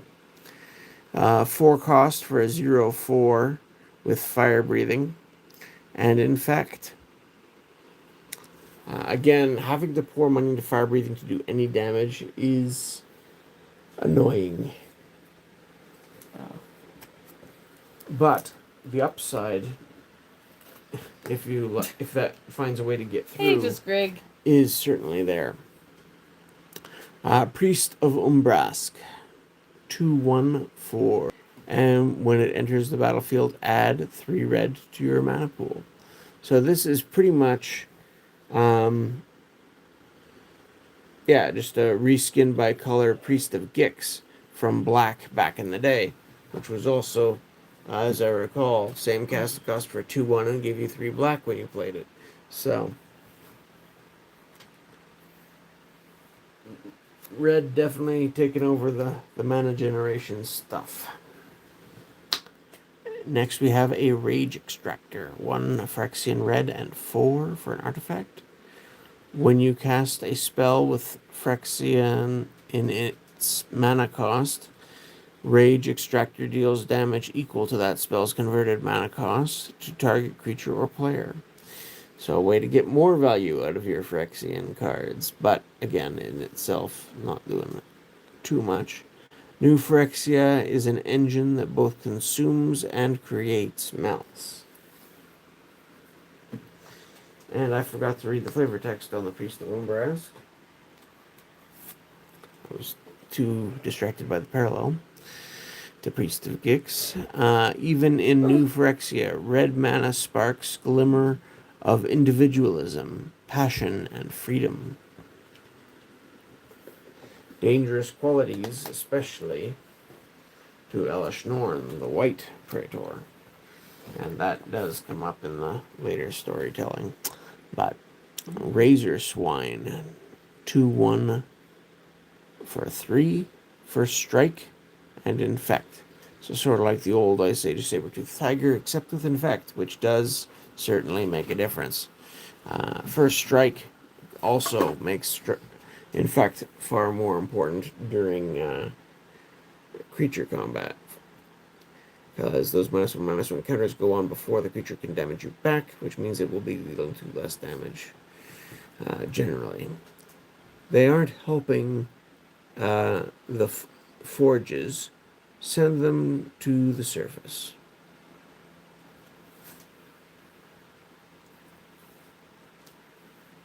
I don't recall ever making a specifically red infect deck, but if I did, I think I would have tried that one out. Ruthless Invasion. Most of my infect decks, my popular ones were green or black. And then I also had that one I toyed with that was white-blue. So yeah, I don't remember ever using red for infect particularly. Non-artifact creatures can't block this turn. That, again, very sort of situational setup, but some flexibility in the casting of the Phyrexian mana. For the survival of our people, every conflict must now end in retreat. So Mirrodin resistance. They're just on the run now. They know they can't win. Scrapyard Salvo. Deals damage to target player equal to the number of artifact cards in your graveyard. Squeal Stokers. Build me a glorious pile of Mirrodin metal. Then add yourselves to the pile. Again, those goblins just doing their thing. Next, we have a Slag Fiend. All those furnace workers. 1 red mana for a star. Power and toughness are each equal to the number of artifact cards in all graveyards. So, again, this can potentially be very worth the casting cost, but it is just sort of a generic creature, which size can fluctuate depending on, artifacts going to the graveyard, or graveyards being purged of cards. Seal the furnace vents. Admit no others. Will tend to our forges without their tainted ways. Decree of Umbras.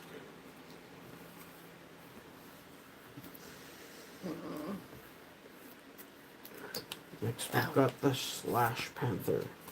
This was a common that tended to sit on the sidelines a little, but every so often could be handy. 4 and 1 is not great for 5 mana for a 4/2 haste. However, being able to pay it for 4 and 2 life and get in there right away if there was an opening on the board, I've seen it done enough times. It runs an endless circuit along the ruined roads of the soon-to-be-forgotten Mirrodin civilization. As long as it keeps moving, I guess it was hard to catch. But it did get caught. Alice That's is a left us. Phyrexian You card. guys scare Alice away. Could be. Next, we've got the Tormentor Extrarch. Tend the molten slag or be the molten slag. Maybe all my 2/2 yawning put her for to 4. sleep. Maybe.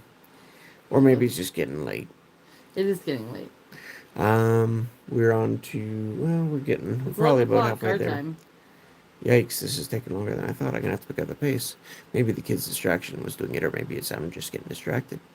When it enters the battlefield, choose one. Target creature gets +2 attack until end of turn, or target creature gets -2 defense until end of turn.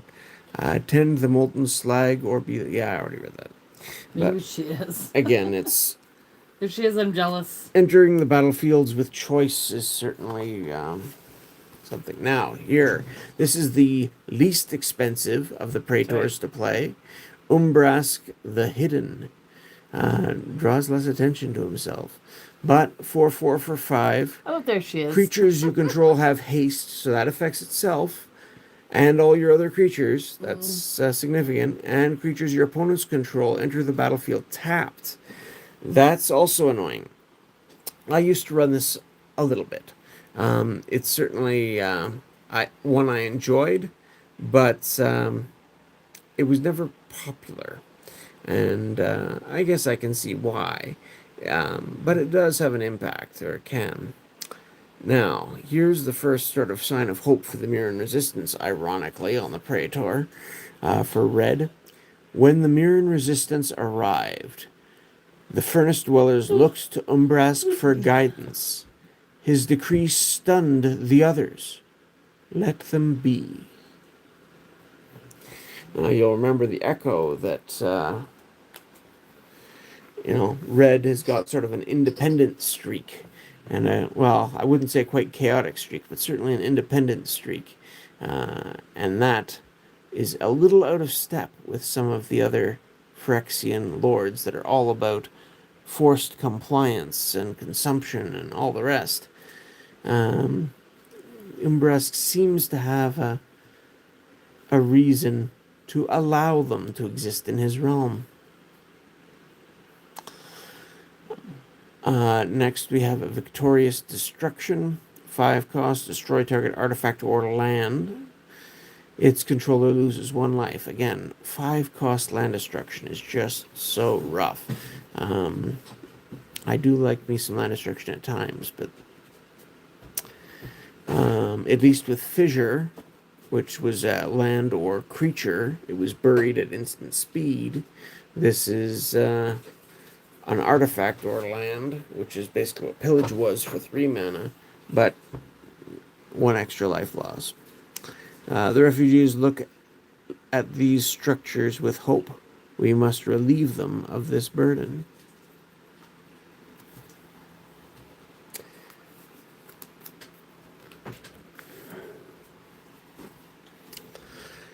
And then we've got Volt Charge. So 3 cost, Volt Charge does 3 damage to target creature or player, and Proliferate thrown in for good measure. So. Not visible anymore. You Volt guys are Charge, hilarious. 3 mana instant for 3 damage. It's playable in draft and that, but usually you can get more value out of it. And the Proliferate in this case doesn't actually work directly with the card's own effect. So I'm just gonna go sit you have to in the have living room other and things that watch can from make there, use. Okay. because I'm yawning like crazy, and if I doze off, then that's Right. okay. Volshark Refugee is interesting. 3/2 for 3 isn't great. It used to be respectable. Now that's a stretch for sure. Protection from red on a red card, though, can be neat, obviously in a mirror matchup, but also for the fact that red tends to play things like Earthquake that like to do damage to everything, and this will be immune to that. So it does have a little bit more upside than you might at first think. I will carve my people's vengeance on the face of Phyrexia.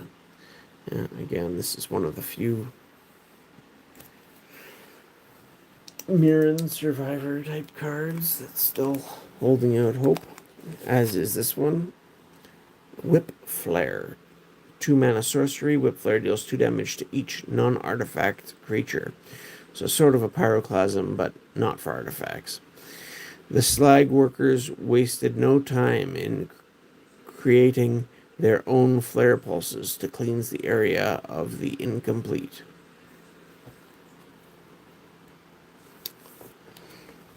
Beast Within was always a bit of a fun one. Green getting destroy target permanent. Usually you were talking about something like Desert Twister, which cost twice as much, 6 mana to destroy target permanent. This can do it for half the price, but its controller makes a 3/3 green beast creature token onto the battlefield.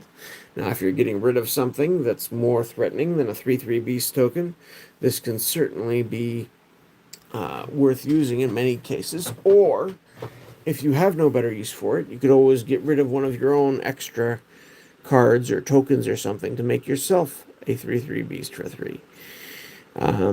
It is an interesting card just because of the variety of ways it can be useful. Kill the weak so they can't drag the strong down to their level.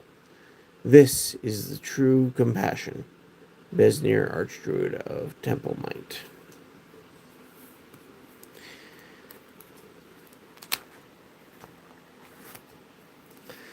Alright, now we've got an Artifact Birthing Pod. 3 and a green Phyrexian mana. Pay 2, in one of that's Phyrexian as well. Tap it, sacrifice a creature, search your library for a creature card with converted mana cost equal to 1 plus the sacrificed creature's converted mana cost. Put that that card onto the battlefield, then shuffle your library. Activate this ability anytime you could cast a sorcery. So, potentially repeatable search to get your key components onto the battlefield. This did see a little bit of play, but it does take some setup, and you have to be careful how much life you're putting into repeatable abilities with Phyrexian mana. Brutalizer Extract, 6 for a 3/3. When it enters the battlefield, either search your library for a creature card, reveal it, and then shuffle your library and put the card on top of it, or put target non-creature permanent on the bottom of its owner's library. So again, you're messing with some stuff.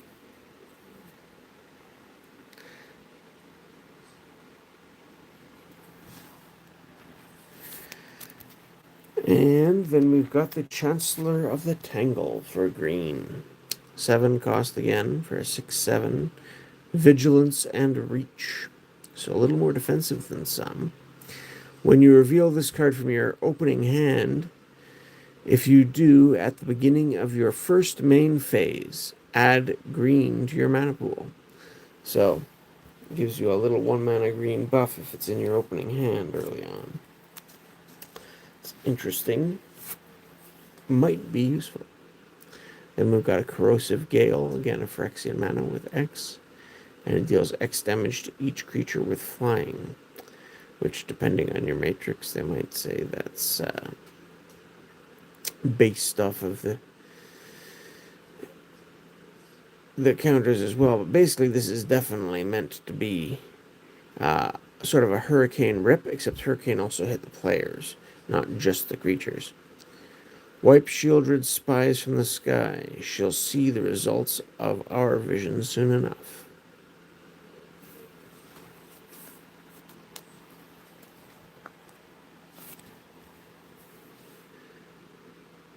Yeah, the Corrosive Gale does have pretty good art to predict for the weather. Then we've got Death Hooded Cobra. So a 2/2 for 2, sort of Grizzly Bear stats. And you can pay 2 to have it gain Reach until end of turn, and you can pay 2 to have it gain Death Touch until end of turn. This can make it quite a threat, but it does mean you have to keep mana up to make use of the abilities. Moving on, we got Fresh Meat Instant for 4. Put a 3/3 green beast token onto the battlefield for each creature put into your graveyard from the battlefield this turn. So, if you've got a board position established, it's possible to upgrade your creatures, your tokens, into 3/3 beasts.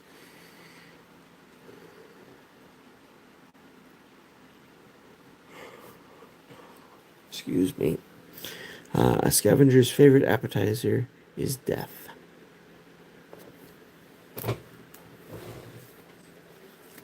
I'm gonna have to take a quick sip here, clear my throat a little. Tea is cold. Delicious Scorn. 2 mana, instant, destroy target artifact. Its controller loses 1 life. Generally, I'd rather have Naturalize and be able to hit enchantments as well than the extra 1 life point loss.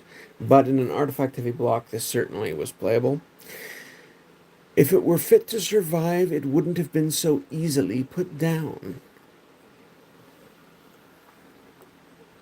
That basically sums up.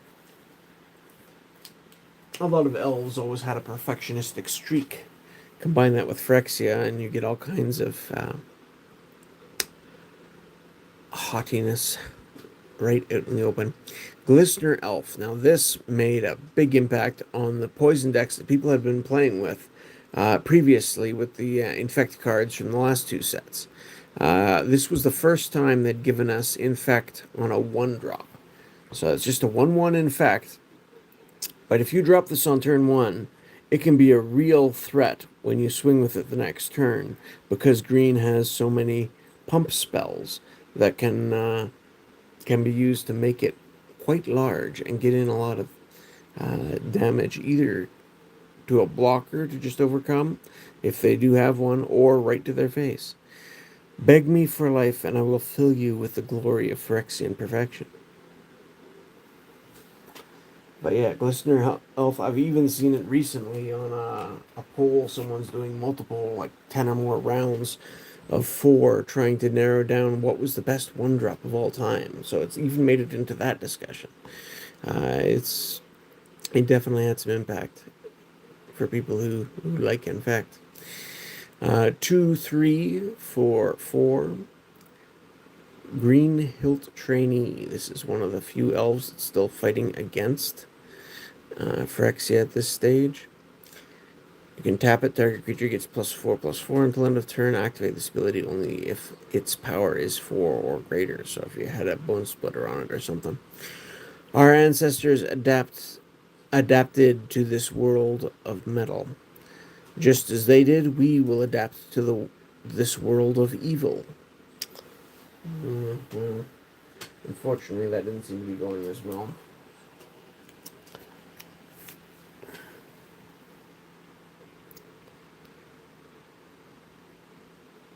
Yeah. A lot of snakes, bugs, bats, birds, insects, these things tend to get woven into these um, creepy infect type themes. That's one reason I love Swarmyard as a card to go in my infect decks, especially if they're the black ones. Leeching Bite. 2 for an instant. Target creature gets +1/+1 until end of turn. Another target creature gets -1/-1 until end of turn. There was it Consume Strength? There was a card that used to do this for a green, a black, and 1, and it was +2/+2 to something and -2/-2 to something else. Could be pretty swingy, for sure. A substantial portion of Wharnclix's forces became fuel for the rest.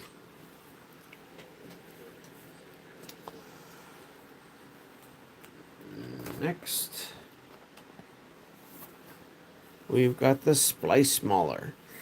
Now, 7 cost is a lot to get going. However, when it enters the battlefield, create 2 3/3 colorless golem artifacts, and golems you control have trample.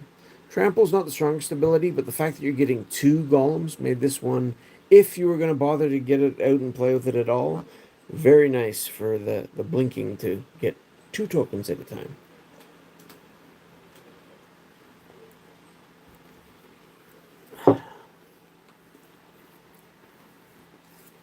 As a late game thing in a draft, I think I remember seeing that happen a few times. Next, we have Mirrodin, Silvok Outcast. And again, still fighting the Phyrexians as long as they can survive. Legendary creature, Human Scout. 2 cost, Grizzly Bear, stats 2 for a 2/2. You can't get poison counters. Creatures you control can't have -1/-1 counters placed on them. Creatures your opponents control lose Infect. This is a rare, so it didn't come up much in my experience, but they need a way to deal with this if they're doing an Infect strategy, obviously, because this can just shut that business right down. Once a pariah, now Mirrodin's greatest hope.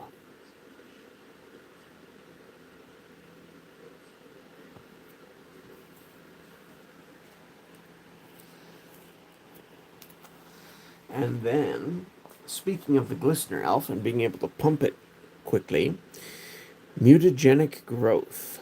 Another card that can potentially be cast without mana, because it's a green Phyrexian mana. Target creature gets +2/+2 until end of turn. So you're potentially getting your 2 life's worth of damage in to either save a creature and kill whatever it's fighting, or just extra damage to the face. In the case of an Infect thing, this can definitely have an impact, and this was played rather heavily. Sympathy is for weaklings. Whoever survives wins. But yeah, I still use this in some of my Infect decks. It's just so handy. I might use it in other decks if I had enough copies, but as I recall, I don't know. I'm trying to remember if I got more of this or more of one of the previous sets. Probably got more Scars at Mirrodin first set, just because it was the bigger set. But this set is slightly larger than the middle set. Mycosynth Fiend is a 2/2 for 3, and it gets +1/+1 for each poison counter your opponents have. So it's to work on the side of someone trying to poison their opponent. I wish I could take credit for it, but nature progresses on its own, just the way it should. And again, a quote from Vortex. Then another potentially free little green goodie. Noxious Revival. Not quite a regrowth by any means. Put target card from your graveyard on top of its owner's library. So more like a Vampiric Tutor for a card from your graveyard. But again, the flexible cost and potentially not need of ability to avoid using mana does make it useful, and there are lots of decks that like to be able to get their cards back to use again. Dead or alive, my creations are stronger than Jin-Gitaxia's septic minions.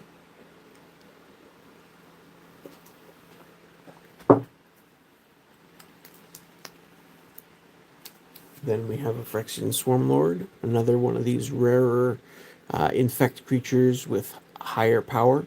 I think the biggest one we've seen built in was the chained cutthroat 5/5 sea serpenty thing.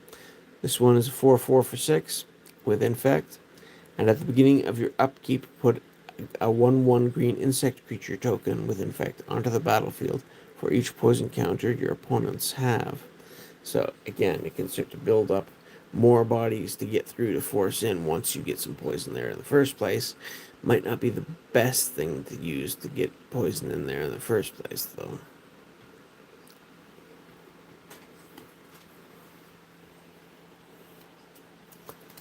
And the common is a Rotted Hystrix. 5 cost, 3/6. Not much to say there for gameplay. It's just a medium to large size body, depending on what else is around. Vorinclex has no grand plan. The oil did its own work, evolving creatures into worthy predators.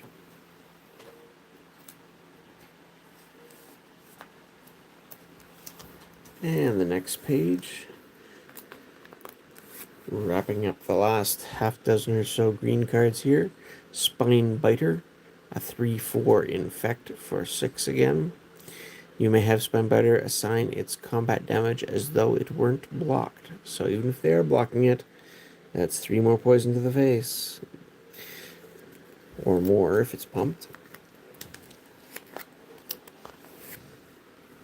Then you've got Thundering Tanadon, 5/4 trample, and again with the option for Phyrexian mana to be used to get it out a little quicker. 5/4 trample. We do not need breakers and vials to test our predators.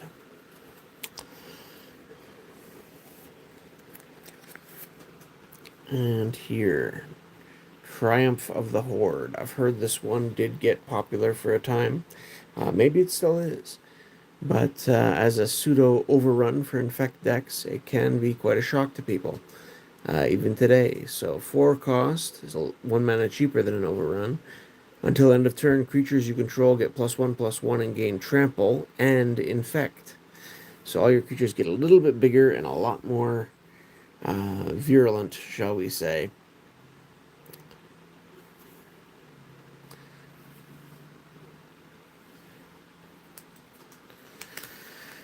It can be a nasty surprise if your opponent's not expecting poison. Then, here's a sad card. Viridian Betrayers. 3 cost for a 3/1. It has an effect as long as an opponent is poisoned. So conditional, but is 3 power. To secure a place in Phyrexia's ranks, they hunted their surviving kin. The elves turned on themselves to get a chance at perfection and continuation. That's sad and kind of brutal in a way, but these things did. It might have been somewhat predictable, I suppose, but it's always hard to see. Viridian Harvest. Enchant artifact. When enchanted artifact is put into a graveyard, you gain 6 life. So very delayed life gain. 6 for 1 mana is not a horrible rate, but it is still just life gain, which means less with all this infect stuff around. It doesn't have a direct effect itself on the board. In the midst of horror beyond imagining, I still see things that lift my heart. Izuri, nice to see you still around. Then we've got Vital Splicer. 4 for a 1/1 with makes again a Golem companion. And you can pay 1 colorless mana to regenerate target Golem you control. So, at least a partial nod to what they were looking for in terms of gaining regeneration and shared abilities. But they don't actually gain this. It's through the splicers. So you got to keep the little 1/1 alive to either use this or blink or whatever. For every one that falls, 10 shall rise. The revelation of new Phyrexia is at hand. Another quote from Vornclex, which the only Praetor we haven't seen yet, and here he is. 8 cost for a 7/6. Pretty big stats compared to some of the others. Trample. Whenever you tap a land for mana, add 1 mana to your mana pool for any type that land produced. Whenever an opponent taps a land for mana, that land doesn't untap during its controller's untap step. So, again, a buff to your mana production and a penalty to theirs. Pretty strong, but it is, in terms of its body, just does 6/7 trample for 8. Still pretty pricey. Although, again, green has ways to ramp easier than most. Yeah, have a good night. Thanks to everyone who came and checked it out, no matter how long you could stay for. It's all appreciated.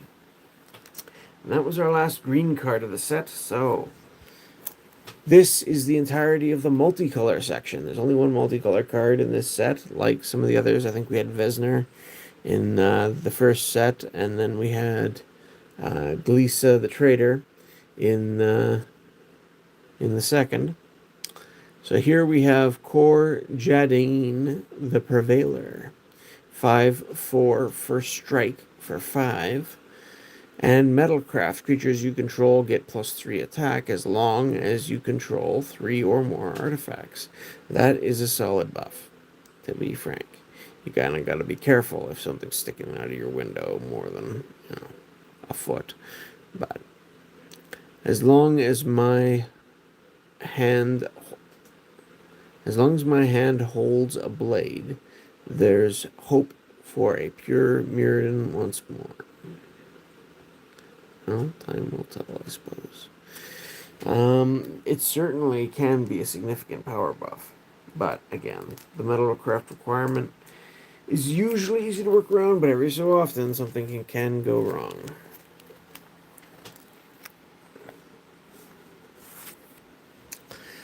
There's Alloy Mirror. This one looks nice as a foil, in my opinion.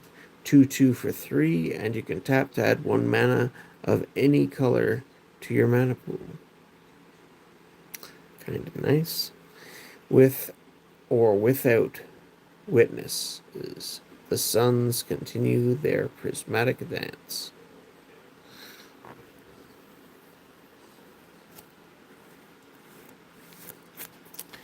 And now we're getting into some of the new equipment with Living Weapon. Batterskull was a fairly well-known one. 5 cost Living Weapon, so comes in with a germ token and this attached to it. The token's a 0/0, so dies if it's not equipped, and the equipped creature gets +4/+4 and has vigilance and lifelink. So that seems like very much a plan how to convert his education into a resource to get going a little quicker here with the Living Weapon. But yeah, 4/4 and vigilance and lifelink is significant. Pay 3, return Batterskull to its owner's hand if you need to keep it alive. It certainly could be annoying, and paying 5 to equip to move it around is very intensive. However, Sometimes worthwhile, but often it's easier just to replay it. But you could stack this on top of a pre-existing creature to get an even bigger effect. I got some piece of debris in here. Just clear that out while I see it.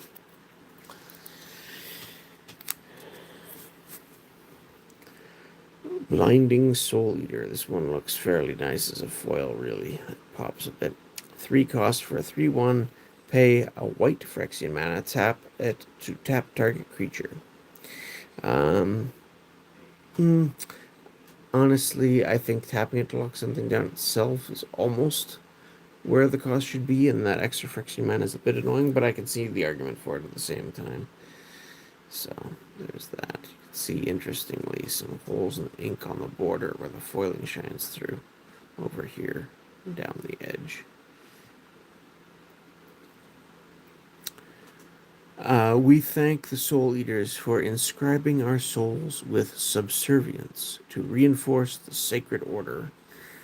Rome's Hymn of Gratitude. Then we've got Caged Sun. This was basically pick your color of choice and get a Gauntlet of Might out of it, as I recall, but it costs 6 instead of 4, so... as it enters the battlefield, choose a color. Creatures you control of the chosen color get +1/+1.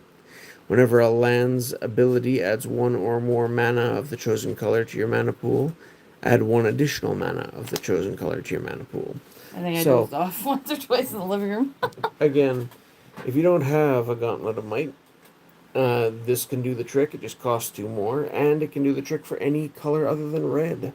So, I remember that did see some Charlie play. leaving us too. Well, Well, we thanks very appreciate much. Charlie. I recognize these streams are going a little long. This isn't, our usual Charlie was content, but I asking do if like this these is looks every easier once to in a while. learn than Pokemon. In terms of the basic gameplay, they're pretty similar, but there's a lot more rules that have developed since then. And, yeah, I would say this is definitely a more complicated game to Broly's learn than going. Pokemon. Okay, well, whoever's going, good night. Thanks for popping in. Absolutely. Yeah, so here's a Conversion Chamber artifact. 3 to cast, pay 2 and tap it. Exile target artifact card from a graveyard to put a charge counter on the chamber. Or pay 2, tap it, and remove a charge counter to put a 3/3 golem onto the battlefield. Again, it's just too slow. It takes too much work to charge it up by sacrificing and then come back to make a token. You're much better just playing one of the creatures that comes with tokens and then finding ways to blink them. Now here's another little sad piece. I remember when Darksteel, the second set of Mirrodin block, came out and they introduced this indestructible mechanic. That was quite the thing. And now you've got this sad little Darksteel relic at the end of the second Mirrodin block. Costs nothing, does nothing, just sits there and is indestructible. And it's the last thing we can call our own from a member of the Mirrodin Resistance. It's just a horrible way for the plane to go out. This gave us so much intriguing artifacts and this whole indestructible mechanic. And in the end, the plane itself was not indestructible. It came to an end. Well, in a sense, new Phyrexia is still an ongoing concern, even if it's locked away now. But Is that card? I never understood it. The Darksteel relic. Again, it's not completely useless. It doesn't do anything itself, but it's a 0-cost artifact that you can just throw on the board quickly. So it's great for activating Metalcraft. So any of the Metalcraft cards that get bonuses for having 3 or more artifacts in play, that gets you to your 3 artifacts fairly, one step quicker. So it's good in that sense, but it's in itself, it's just a sad remembrance of what the plane was, basically. Here's an etched monstrosity, 5 cost for a 10/10 that enters the battlefield with 5 -1/-1 counters on it. Again, with proliferation around, that could be a problem. And you can pay 1 of each color of mana and remove 5 -1/-1 counters from it. Target player draws 3 cards. So, 3 cards is a sizable little buff, and you're making your creature back to its full 10/10 size, but you need to come across all your colors of mana to do it. So, it doesn't often pan out as people hope, but I'm so happy those kids fell asleep. yeah. Now etched only with the scars of Phyrexia. You recall that's the etched champion, I think, in Scars of Mirrodin had Metalcraft protection from each color, basically, as I recall, something like that. And here's a little gremlin mine. 1 mana for an artifact, and you can pay 1, tap, and sacrifice it to have it deal 4 damage to target artifact creature. That was cool. Or pay 1 damage, tap, or pay 1 mana, tap, and sacrifice it to remove up to 4 charge counters from target non-creature artifacts. So something that's charging up, whammo, you can set it back by 4 counters, or do 4 damage to an artifact creature. Pretty narrow, but again, I did see these grabbed in draft just because artifacts are so prevalent in this set and block. And usually you're drafting new Phyrexia either with the other sets in the block, or sometimes if you didn't have that, with more new Phyrexia. Which could be quite chaotic with all the Phyrexia mana kicking about, as you'd imagine. Hex Parasite is still, I think, a popular little target for things that tutor up a cheap artifact, like a Trinket Mage, or I think even Urza's Saga sometimes can get something like this. But it's a 1 cost artifact creature insect for 1. That looks cool though. 1/1 for 1. And you can pay X and a black Phyrexian mana to remove up to X counters from target permanent. For each counter removed this way, Hex Parasite gets +1 attack until end of turn. So again, you can keep counters down. Now, obviously this has uses for a number of ways, things that's useful to remove counters from your opponent. I'd have to look up the interaction. I assume that means you could use it with something like an Urza's Saga. Well, that's the last sort of sacrifice ability, so, but in future to keep it, around further, or for future ones, or, strip your counters very slowly in this case off of something like a Dark Depths or whatnot. I'm sure that's just off the top of my head. I'm sure there's more interesting ways why people would want this, but it does have a lot of potential interaction.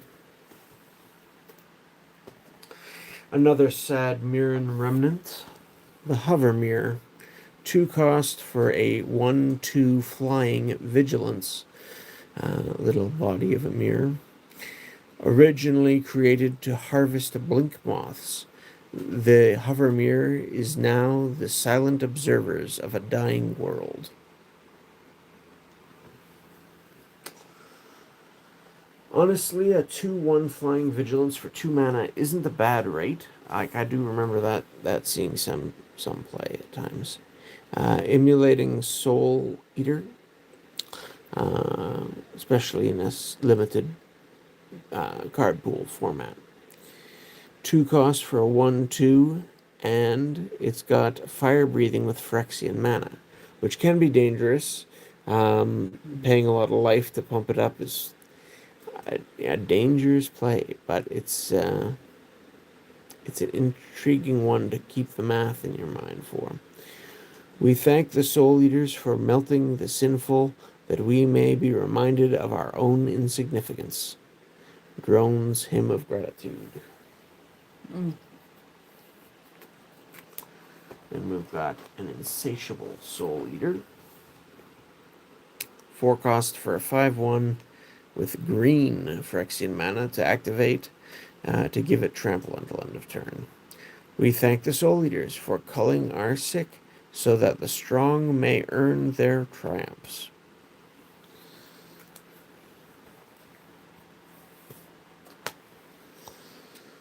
And we've got Isolation Cell. Locking up those. Particularly troublesome, I guess. Whenever an opponent casts a creature spell, that player loses 2 life, unless he or she pays 2. So again, just putting an extra tax on their resources, either life or mana. Attrition is the answer. Starve them, and let their despair be their undoing. Sheoldred, the Whispering One. And I guess the Phyrexians, if they wanted to do more active enhancements, shall we say, Another on card people, that I use quite a bit in the set. they couldn't Probably the one always. to put away. The Isolation Cell, I could see it being of use at times, yeah. The Kiln Walker is a 0/3 for 3, and whenever it attacks, it gets +3 attack until end of turn, so turns into a 3/3. It possesses an ability to understand and appreciate life. It has never, if it possesses an ability to understand and appreciate life, it has never shown it.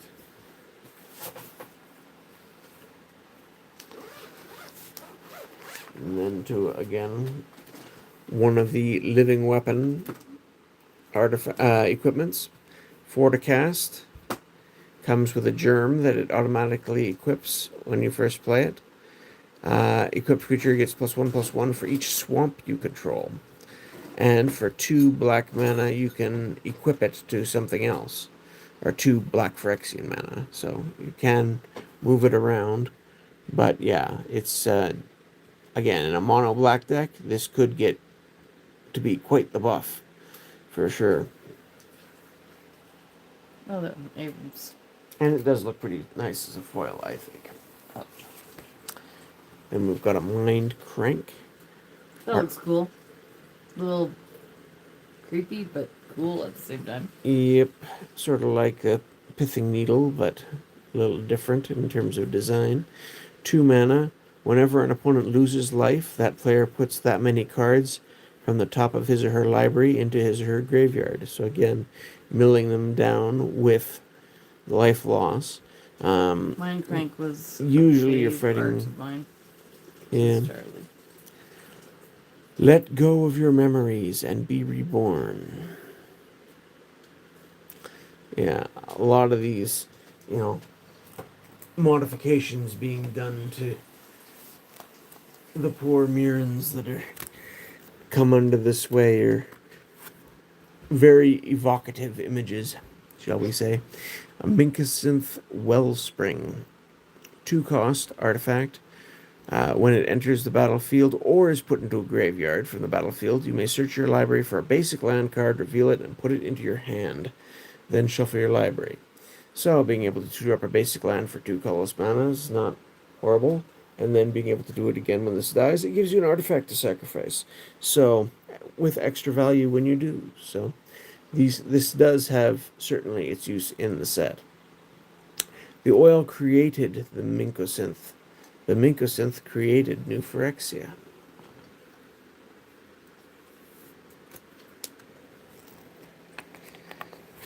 And we've got Mirror Superion.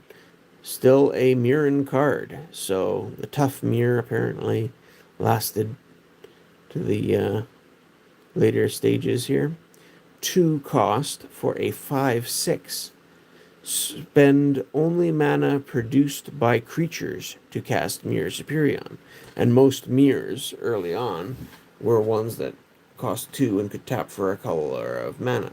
So a lot of mirrors, or even in this set, the alloy mirror that tapped for 1 mana of any color. There was also one that tapped for 2 colorless mana. So yeah, it's something that mirrors are known for, is the ability to tap for colorless, and this is a big bruiser that they could play out fairly efficiently. 2 kinds of mirrors survive: the powerful and those that stay close by them.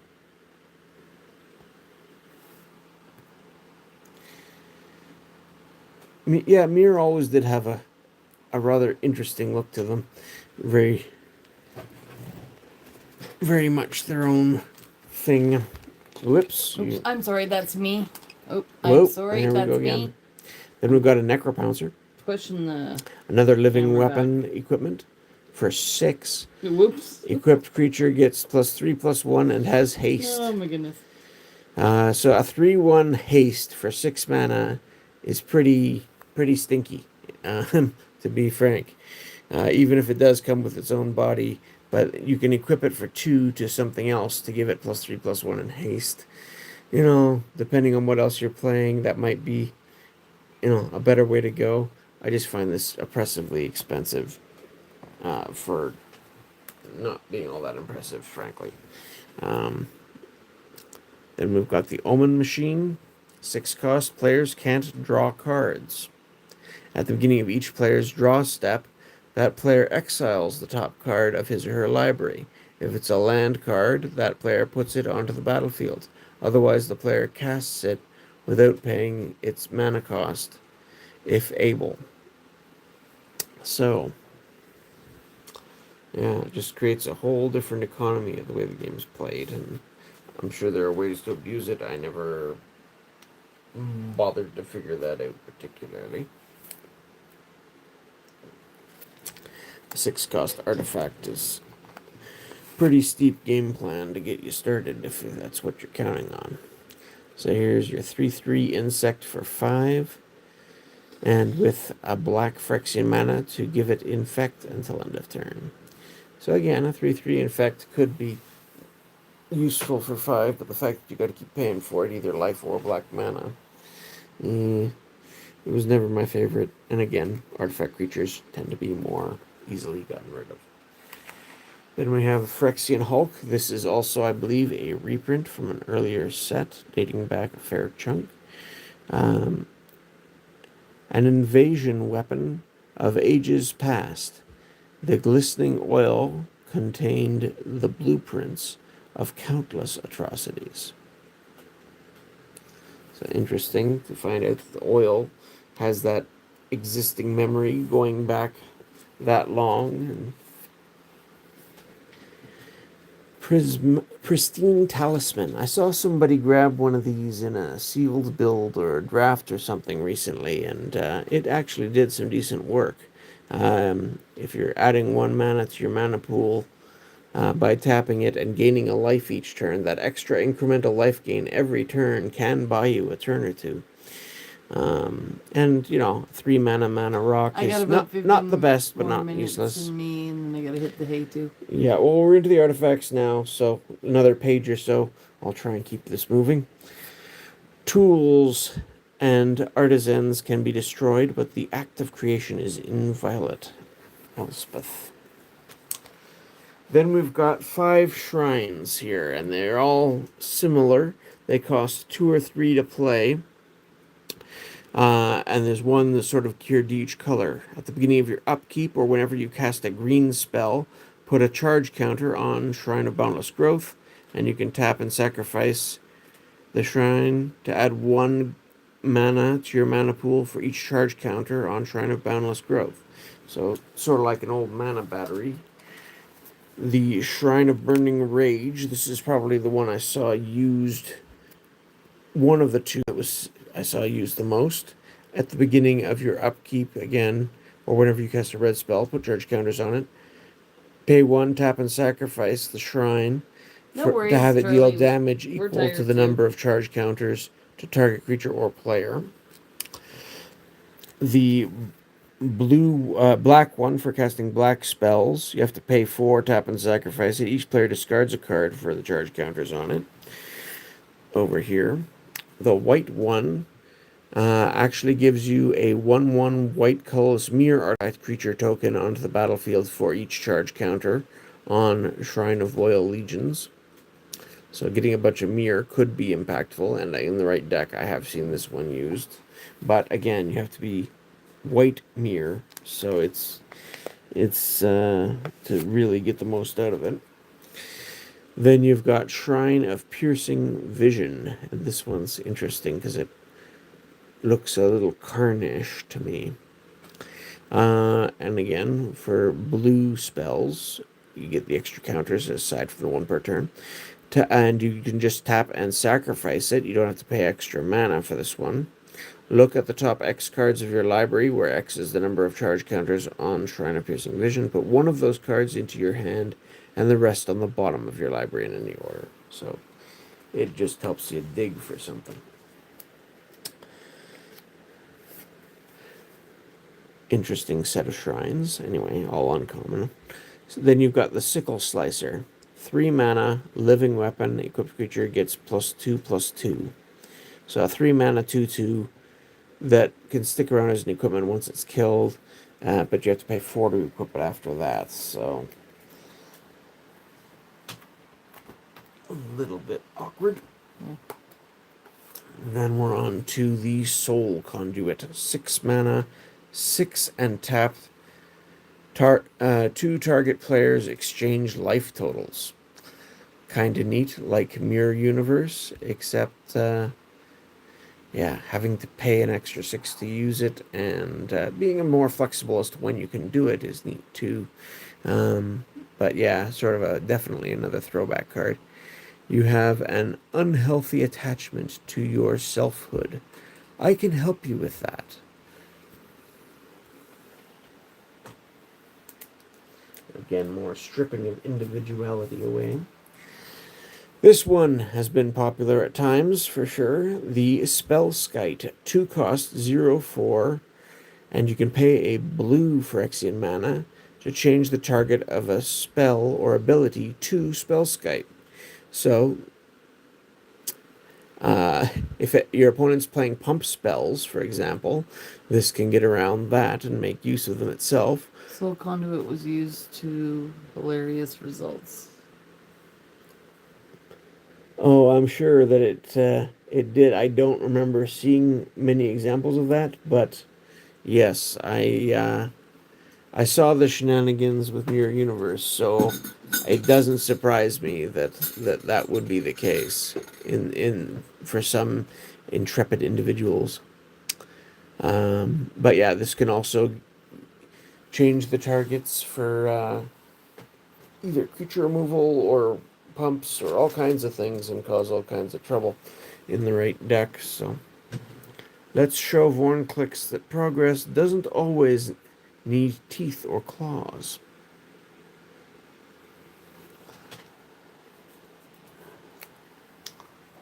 Then we've got the Surge node. 1 mana artifact enters the battlefield with 6 charge counters on it. And again, there are power conduit and things that can move charge counters around. You can pay 1 and tap it to remove a charge counter from Surge node to put a charge counter on target artifact. So this can be used to charge other things in itself, aside from using power conduit to redistribute things. And then you take effects like that and you put into place like a doubling season type effect that whenever a counter would be put on, put 2. I think there's a different card that... there's other cards that do similar things. Anyway, it could be useful in those sorts of decks. Now, here's the final sword to be released for the enemy color sword of this and that cycle. This one is the red and white, both colors which are useful for dodging removal spells. 2/2 and protection from red and white alone is a useful effect. It costs 3 to play and 2 to equip. So it's not useless by any means. But on top of that, your other abilities are whenever an equipped creature deals combat damage to a player, the Sword of War and Peace deals damage to that player equal to the number of cards in his or her hand, and you gain 1 life for each card in your hand.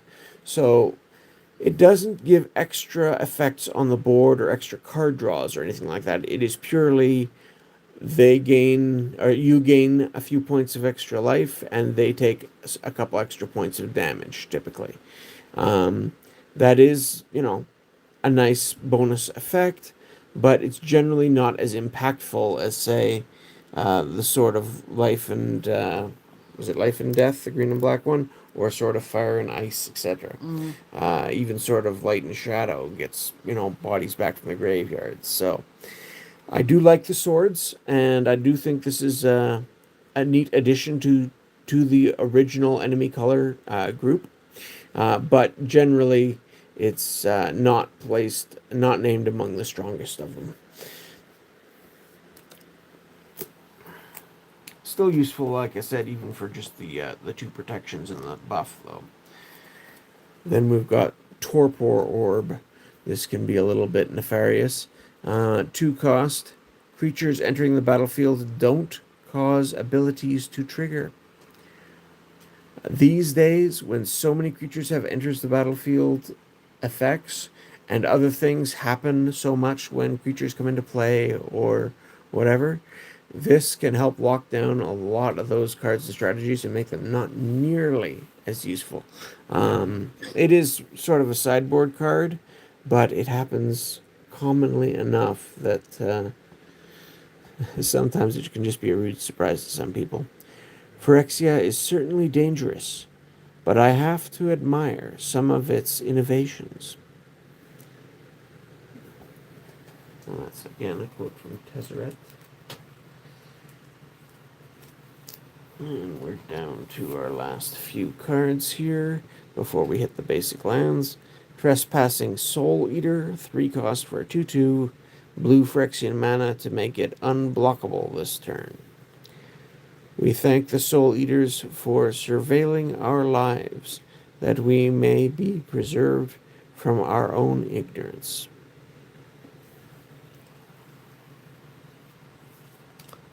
And then we've got the Unwinding Clock. This one's Mirrodin. 4 cost. Untap all artifacts you control during each other player's untap step. So, it doesn't do much on its own. However, if you've got a lot of other artifacts that you can use for effect, again, this will untap your blocker, any artifact creatures you attacked with, but anything with an activated ability that requires tapping, you can use every turn in a multiplayer game with this thing. So there is definitely potential there. The partisans have unearthed a strange artifact. Love that card, says Charlie. None know its origin, but it gives them hope of a life beyond. Yeah.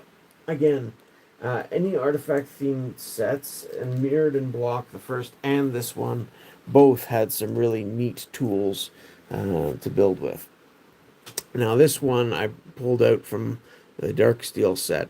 It's parallel. Here's Phyrexia's Core.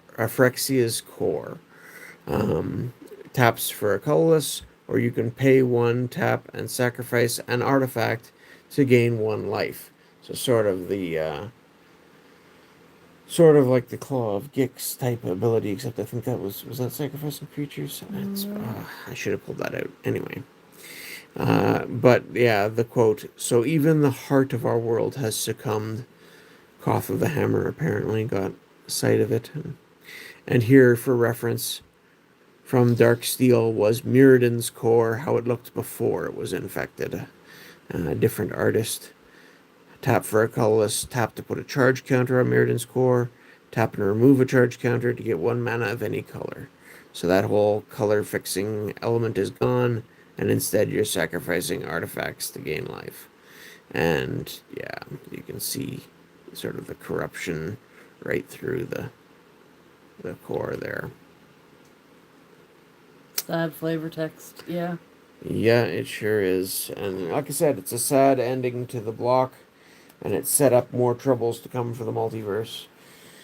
Next, we're on to the basic lands over here, and I don't really want to be pulling all these out, but you can see the ancient den portrayed in this one. You can see the seat of the synod in the art for the island here. I'll turn the page, and here's again Mirrodin artifact lands that are in each of these in their twisted forms, just for reference. But yeah, here, I'll pull this one out. for the Great Furnace. I have this one as a foil with the red sun behind it. They are impressive looking in their way. But that sadly wraps up. Again, it was the block itself was exciting to play. It had a lot of neat concepts. The story was compelling, even if it was sad, and it set up future events while drawing on the past. Like, it draws heavily from the past of Urza's Saga, the Phyrexians, all the way back to Antiquities. Do you want on your face now? Or? And then, sure, why not? Why not show off the ugly mug at the end? Ooh, my hair. Yes, I'm too Love fat the to- art on the lands in the set. Yeah, it's nice. And the foils for the set look great, again, with the Phyrexian or Mirrodin symbols on the flavor box. And they did a great job from a storytelling perspective, from a world building perspective. Like I said, taking those elements from the past and building towards the future where it was going to go. And you see that now 15 years later with some of the other sets that have come since. Yeah. And I'm sure at some point they're going to be reusing more elements from this again. Which is it was a great- more of a Magic. I love Eaters Beyond, but I do think we could do with one set of that a year. Yes, I would tend to agree. They've been overdoing the Universes Beyond, and especially the last few years. It was still fairly novel in some respects when they did a sort of main set with Lord of the Rings. They hadn't done a lot of them at that point. But ever since then, it's been more and more and more, and less of this sort of stuff. They don't even do full blocks much anymore. I think occasionally they do 2 sets.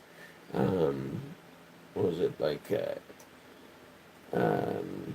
was 2 Innistrad ones not long ago. And there was Or- the Bloom Girl one, and then the other one where it went darker. Yeah, well, no, those were 2 were separate ideas, but again, you had, like, Oh, but they kind planeswalkers of work together who though. connected them. Yeah, they try and keep mechanics that work together. But yeah, I when I was trying to decide which block that I have substantial amounts, I'd collected a fair bit of Zendikar block and Whirlwake and things like that. The Alara block. Also Innistrad, the original Innistrad block. And with Avacyn Restored and whatnot. Trying to pick which one to put the effort to piece together as a whole thing, to be able to look through and present and think back on. And this one had the most compelling story, a lot of cool cards in it. It tied into the Darksteel set that I've already made. I think it was a great pick, and it would have been some of these other sets that I've gone over and reviewed. They tended to be older ones, and they got more attention, maybe for other reasons. But I do like this, and I'm glad to have it as a piece to look at, share, and there's good cards in here. I've from the Mox Opal to the swords of I call them swords of this and that, just as a general. Anyway, but and the Phyrexian cards, the Infect cards. There's a lot of fun stuff going on in this block, and from a mechanics perspective and from the stories.